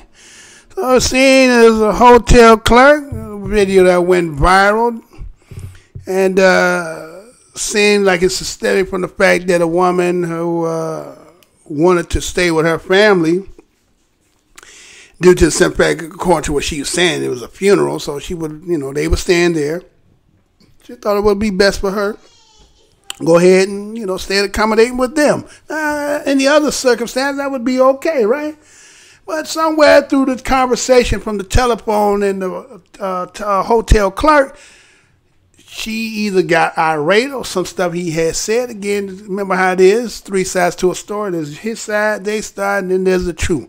That part we don't get. We don't know what really happened on the phone call part. We just see the aftermath once we get there. And I'm not saying whether he lying or not, but I'm just saying. So something transpired where there was a conversation between the two. She got irate. started throwing out a nigger. And my man's like, all right. But he was already set up. He already knew you was coming, right? So he knew you was coming. So he had the game already set up. Had his camera gonna be on him, taking what he gonna do, and him downstairs. You know, you know what I'm saying? Him downstairs is like, you know, he built for this. You know what I'm saying? He thinking ahead of time, right? So she come in, you know what I'm saying? Whoop-de-woo. And it's like, you know what I'm saying? He like, hey, this ain't gonna work. But see how in the position that after you know what you said, you understand the detriment of the words that you said to him, and yet he's supposed to be sympathetic to you, but you couldn't be sympathetic at him in any way. It's just, I can say I'm sorry, and that's supposed to wash all that away. That washes that away. Even though the vitriol, we don't know all else that was being said. We know that been said, but to accommodate you, fuck what I said. I apologize for that. This is what it is. Then now you can't get your way. Here come the crocodile tears. Here come my side story. And that's supposed to make everything right. Do him downstairs, stood him ground and did it right. No. See, he had enough power at this juncture to be like, it's above me now. Meaning you're going to have to go get somebody that's above me to make this happen. And I don't think I'm going to tell you who it is, and you ain't going to get up in here. And she thought about whoever that was next to her, say, well, he won't let me in. Wasn't going to happen, Captain. Right? So again, the whole point is, you know, this privilege thing that certain people think they got and they can just override, regardless of how you feel about certain things, that, again, your reprehensiveness, don't get married over, again, if I had the position, again, we're not in the position to abuse our power, but if the juncture or at the time that this is happening and I can use it to benefit, to get back at you, then you damn right. I'm going to use it. It's under my discretion now to say whether or not I can refuse service to you. Now, whatever inconvenience that it has, it caused you, you cause it to yourself. And even in this situation, he even gave you, there's another place of right down the street. There's a whatever, Motel 8 or whatever the hell was it, whatever he said it was. It's next door down the street, right? But see, some people can't be told no, especially coming from you.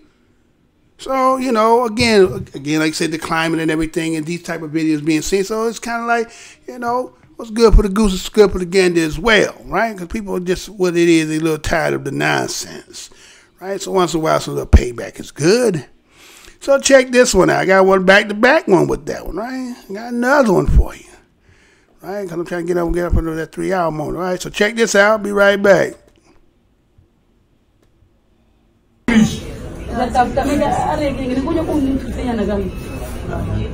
can do whatever you do. You have a supervisor here, sir? Yeah, of course. There is one here. Your supervisor is listening to this. Hey, you can come talk to him. Thank you very much. Let me do that.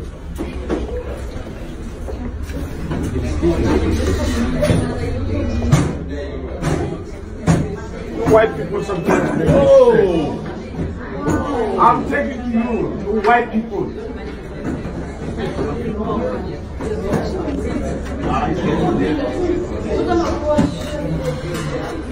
I have a lot of white people don't like you.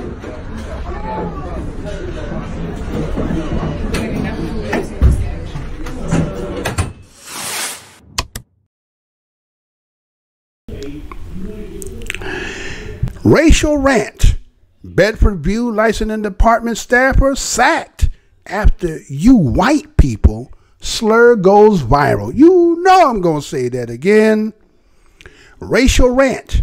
Bedfordview licensing department staffer sacked after you white people slur goes viral. This story was done May the 31st, 2019, coming out of News 24, and this is how this reads. The city of Erkenhouleni has fired a staffer filmmaking egregious racist remarks against a client, spokesperson said on Friday. The city acted swiftly to institute disciplinary processes against the Bedford View-based licensing department official following egregious racist remarks and aggression against a client, which went viral on the social network on May 20th, and spokesperson Thimba Gadibe. The official failed to make a substantial written submission on why his contract should not be terminated. Subsequently, the city had no option but to dismiss the employee with immediate effect.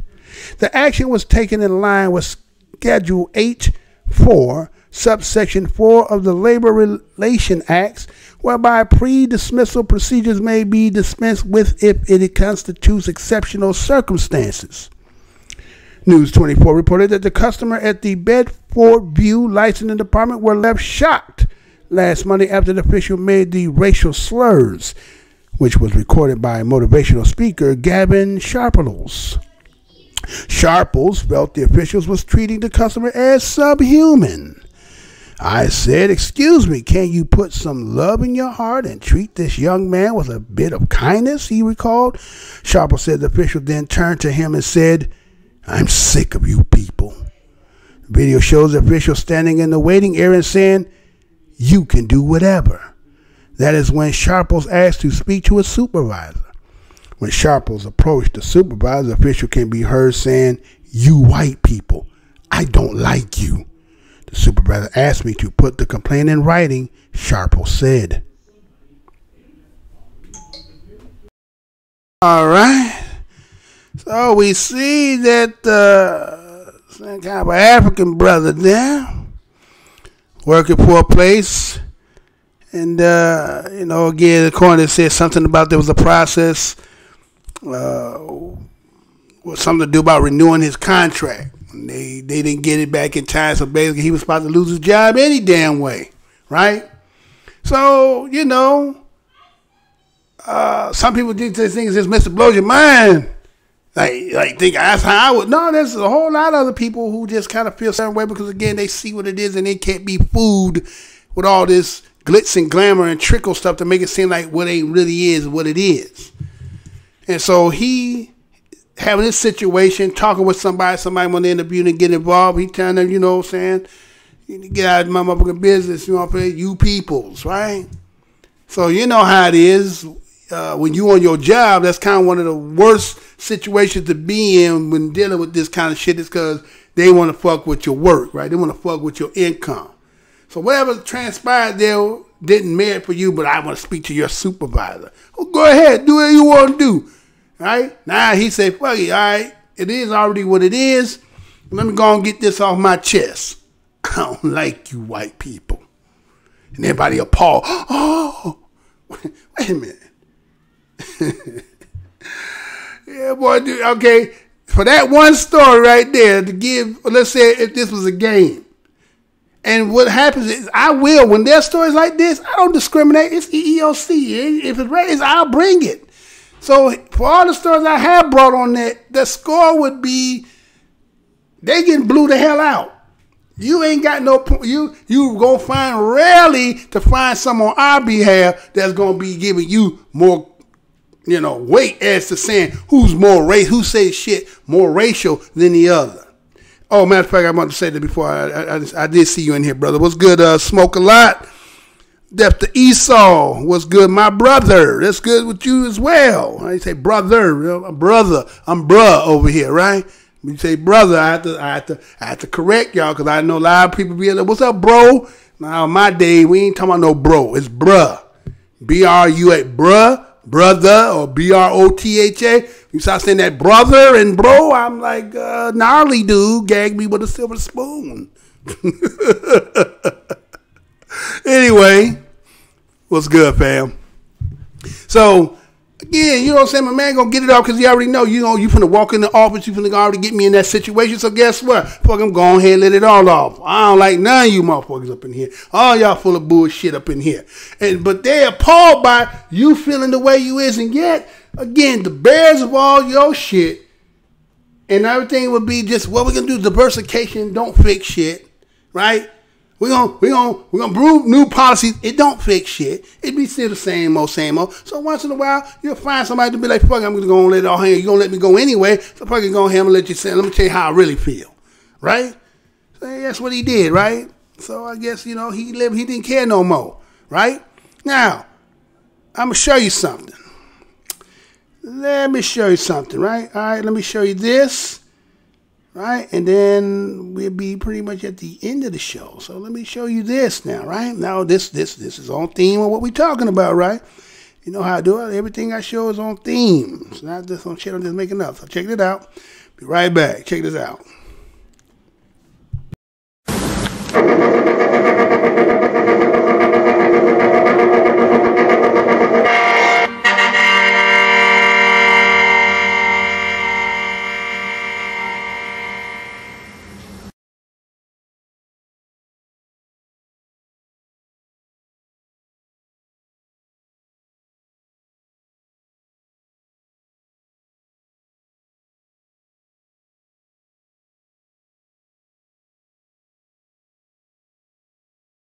All right, looks like that one ain't gonna play for me, right? So let me see something here, right?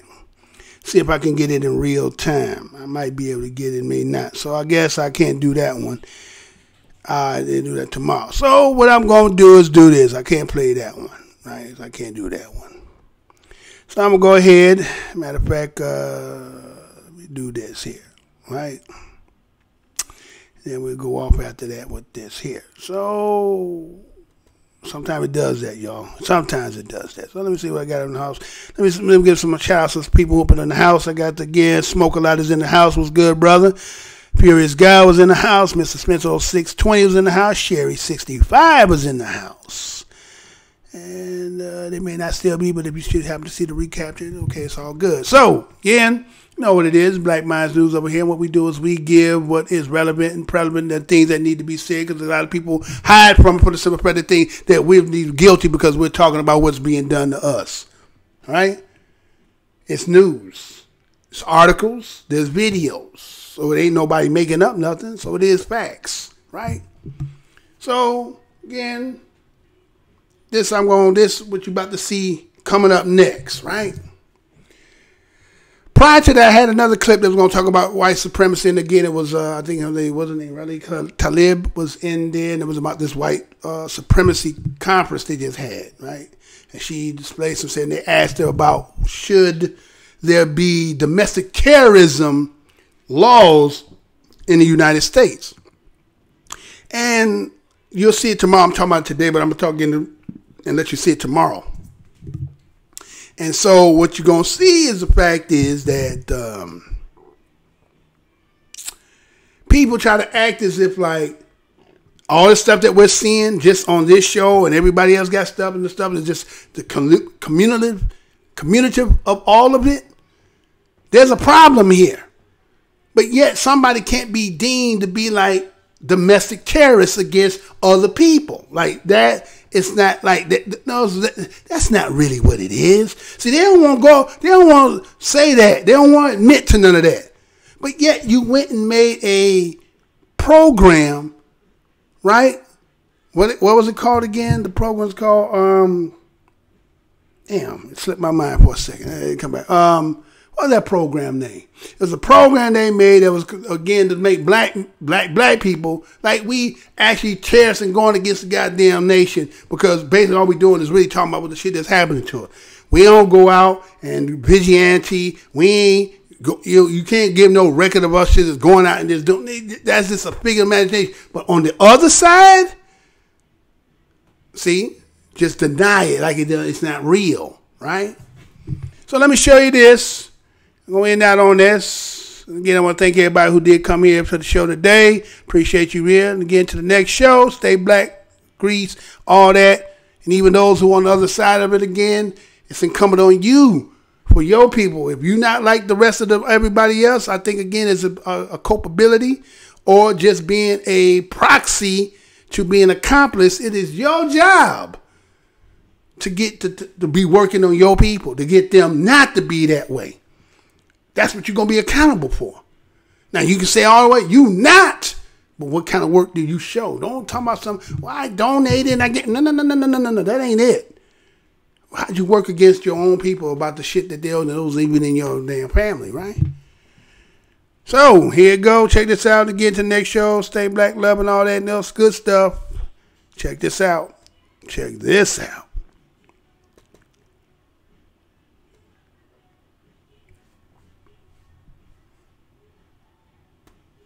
Individuals, even in government, in all sectors of government, who now take their children to school on the basis of money corruptly acquired. They live in houses that are corruptly acquired. They do everything on the basis of things that are acquired through corruption. So when you want to stop it, they are going to kill you. They are going to ensure that you are neutralized. These are the people that you are fighting against, because these are individuals whose conscience is dead, and they are going to do anything on earth to prevent you. In fact, when one chooses to fight corruption, one must remember that he or she can't be eliminated at all times. And what President Buhari, and indeed any other president in the world, must do is to recruit the population. If the population has been wedded to the idea that corruption is a bad thing, then that is the beginning of the success of that battle. When I see, for example, your former Minister for Petroleum being investigated in the United Kingdom without being a sadist, I'm very happy. Because if you look at the wealth that he is alleged to have accumulated, that is unexplained wealth. Even if he lived for she lived for 1,000 years, she would never make that kind of money. James Seabury, who was prosecuted, convicted, and served sentence in the United Kingdom. What lacks in Africa is punishment. Impunity is alive and well in Africa. And we, the electorate, as I say times without number, are in the business of celebrating thieves. We must stop. Yesterday, Barrister Farana said it very well, that we camouflage theft by giving them nice English names: money laundering, fraud, embezzlement, and all those veneers that make them look as if it is some kind of nice game. Let us call these men and women by the right name. They are thieves, stealing on an industrial scale. They are murderers. And once we begin to call them like that, and they have a mark of Cain upon their forehead, and we shun them, has it been done in African countries? Yes, it has been done. And I keep on repeating, in countries such as Tanzania, they are being dealt with. In Rwanda, they are being dealt with. In Mauritius, they are being dealt with. In Botswana, they are being dealt with. Once you begin to deal with them, then the others who may want to behave like them will begin to take the cue. We must, in the nature of things, earn what we earn through the sweat of our brow. That is the only way in which Africa will realize their potential. Many of these individuals who are in positions of leadership in Africa don't want to leave because they are thieves. And they are scared. They are scared that if they left office, they would be prosecuted. And my view is that they should be prosecuted. You know, individuals such as Hissène Habré, who we know what he did, was it in Chad, are a good example to the leadership that impunity will not thrive. Because I've been talking to a friend of mine from the Cameroons who tells me what is happening in their country right now. And other African countries are blind to it. It doesn't even occupy the headlines of the neighboring newspapers of the country's neighbors' newspapers. Yet the Cameroons now should be in the same position as we see the conflict in Catalan in Spain. Yet we are attacking it in page 13 in newspapers in Nigeria, in Liberia, and other countries. The time has come that Africa must learn and realize that the world is not bothered about Africa. The world is only bothered about Africa when they want to take the resources of Africa. Then they bother. They want oil, they bother. And I'm using the word bother in a very deliberate fashion, not in the traditional orthodox fashion. They bother when they want to take our timber. They bother when they want to take our bauxite, when they want to take our coke, when they want to take our uranium. But they don't bother about us. They come to our continent without disrespecting the elephant, and they want to preserve the elephant so that they can come and watch the elephant, but they don't care if 100 Africans die. They want to preserve our monkeys. They want to preserve our leopards and our other animals, but they don't care about us. To them, Africa is a zoo of sorts. And until the day that we Africans realize that we are on our own, we are going nowhere. And very soon they are going to shut us out, if they have not shut us out already. We'll not go to the United States of America, we'll not go to Europe, and I'm happy that we are being forced to stay in Africa. Let us stay in Africa and build Africa. I mean, what does Africa lack in terms of resources? What do we lack? If it is solar energy, which continent is capable of producing solar energy to light this continent and the entire earth? If it is hydroelectricity, what can we not generate? If it is minerals, if we wanted to make bombs, if we should, where do they get their uranium from? If it is timber, what don't we have? If it is human resources, we are 2 billion of us, and we are people who have intelligence. And yet we are kept in a constant state of conflict. The Europeans, the French persuading their former colonies that they are more French than they are Yoruba. They are more French than they are Wolofs and Mandinkas. The British persuading us that we are more British than we are Ibibio or Yoruba. And of course, when we find ourselves in that schizophrenic state, then we engage in internal conflict and they sell their arms to us. Tell me, which African country makes guns? Portions of the following program may be unsuitable for younger or more sensitive viewers. Viewer discretion is advised.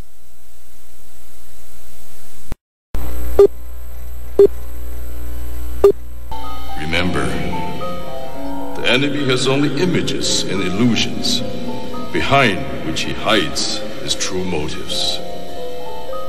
Destroy the image, and you will break the enemy. I'm here to tell you tonight that the businessmen, the mayor of this city, the police commissioner of this city, and everybody in the white power structure of this city must take a responsibility for everything. Can you feel it? Can you feel it? Luther and I and everyone in this arena tonight are unified by the same great American values. We're proud of our country. We respect our flag.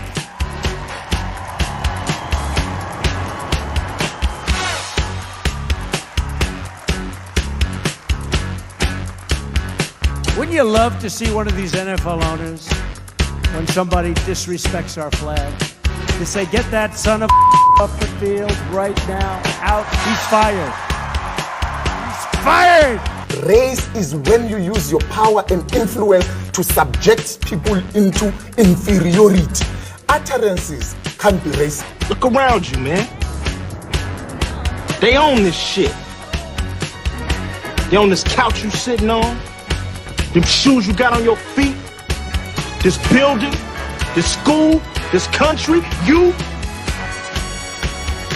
We're behind enemy lines, dog. So you must first of all remember that this system was not originally designed with black people in mind. Right on. And it definitely was not prepared for black people to, in the end, begin to demand their rights and an equal share in this country which they've died for. Right on. Hey, and we definitely are not going back to Africa.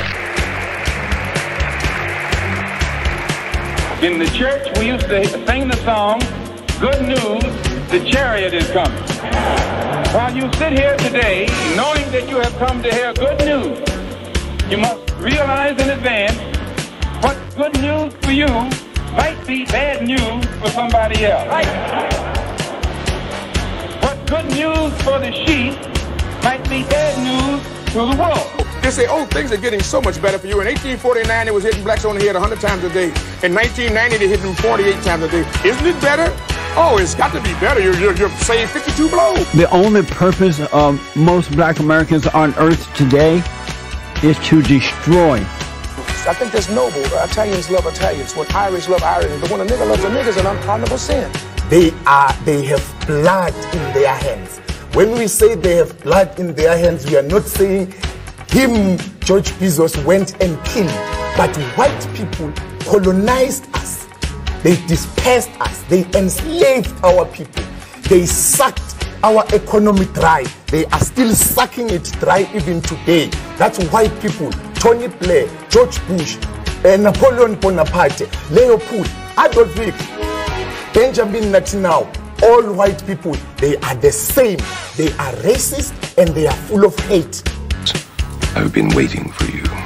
You have many questions, and though the process has altered your consciousness, you remain irrevocably human.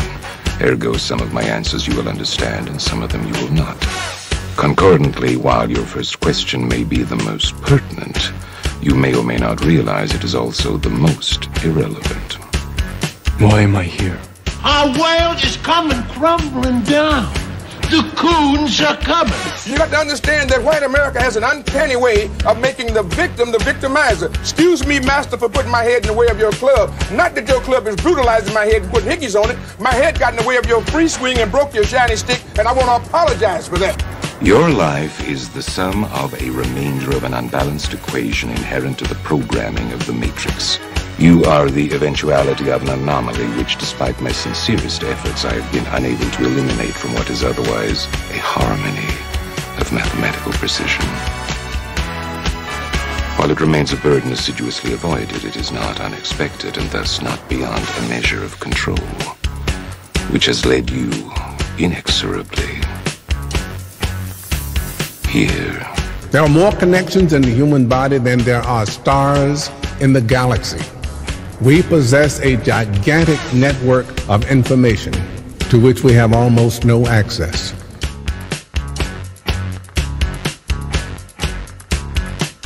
Matrix is older than you know. I prefer counting from the emergence of one integral anomaly to the emergence of the next, in which case this is the 6th version. 5 months before me. 3. There are only 2 possible explanations. There were 5 months before me. Either no one told me, or no one knows. Precisely. As you are undoubtedly gathering, the anomaly is systemic, creating fluctuations in even the most simplistic equations. Control me! I'm gonna smash you to You can't make me do anything like trick. Choice. The problem is choice. Let us remember that we are not brutalized because we're Baptists. We're not brutalized because we're Methodists. We're not brutalized because we're Muslims. We're not brutalized because we're Catholics. We're brutalized because we are black people in America. Because white people made him to be what he is. They made him to look evil. Because that's their role, to make all of us black people to look evil and to hate ourselves. I can't hate. You're a nigga till you die. If you're a poor nigga, you're a poor nigga. If you're a rich nigga, you're a rich nigga. But you never stop being a nigga. And if you get to be educated, you're just an educated nigga. I'm told every day I'm on air that I'm racist because I call out racism. That is maddening to me, and I'm crying about it because it's crazy. So the Honorable Elijah Muhammad is teaching you and I and trying to tell the white man to get this powder keg out of his house. Let the black man separate from his house. Let the black man have his own house. Let the black man have his own land and his own property. I thought the bitch was white! Damn it! I thought the bitch was white! That's true. I think that white people are so guilty, knowing what they've done to black people, that they feel if the deeds were reversed, they would hate the black man if he had done the same thing to them. So it's actually, it reflects a guilt complex on the part of whites when they ask us, do we hate them? And if you notice, Uncle Sam has formed a habit of going all over the world. He calls it the ugly American or the American image. He thinks that everybody hates him because it's a guilt complex. And if you think that if you are worried about Europeans hating you, and they're your allies and your cousins. Well, naturally, it would follow for you to think that Negroes in this country would hate you, especially in light of what has been done to black people in this country by white people. Now, check it out. The white ball dominates everything, right? Knocks the shit out the yellow ball, the red ball, right? And the game's over when the white ball drives the black ball completely off the table. But you have to see that all of this is hypocrisy. I love Malcolm. Malcolm called me the Sunday that he died. I was working Basin Street East. He said, "Brother Greg, you coming by today?" And I said, "Malcolm, I love you." And I said, "I love you so much, I don't even want to take a chance to be there." He said, "What do you mean, Brother Greg?" I said, "Well, I close tonight, Sunday night at Basin Street East." And I said, "But I had my wife book me a flight into Chicago at 8 o'clock this morning, and I'm going to Chicago, and I had way beneath my salary booked me into a college about 10 miles from the airport. And I'm going to go there and speak this afternoon, and I'm going to stay there until they tell me you dead. Because I'm not going to let this government get two of us for the price of one. And I'm going to call Adam Clayton Powell when I finish talking to you and beg him not to come there. Because today, the United States government is going to get you.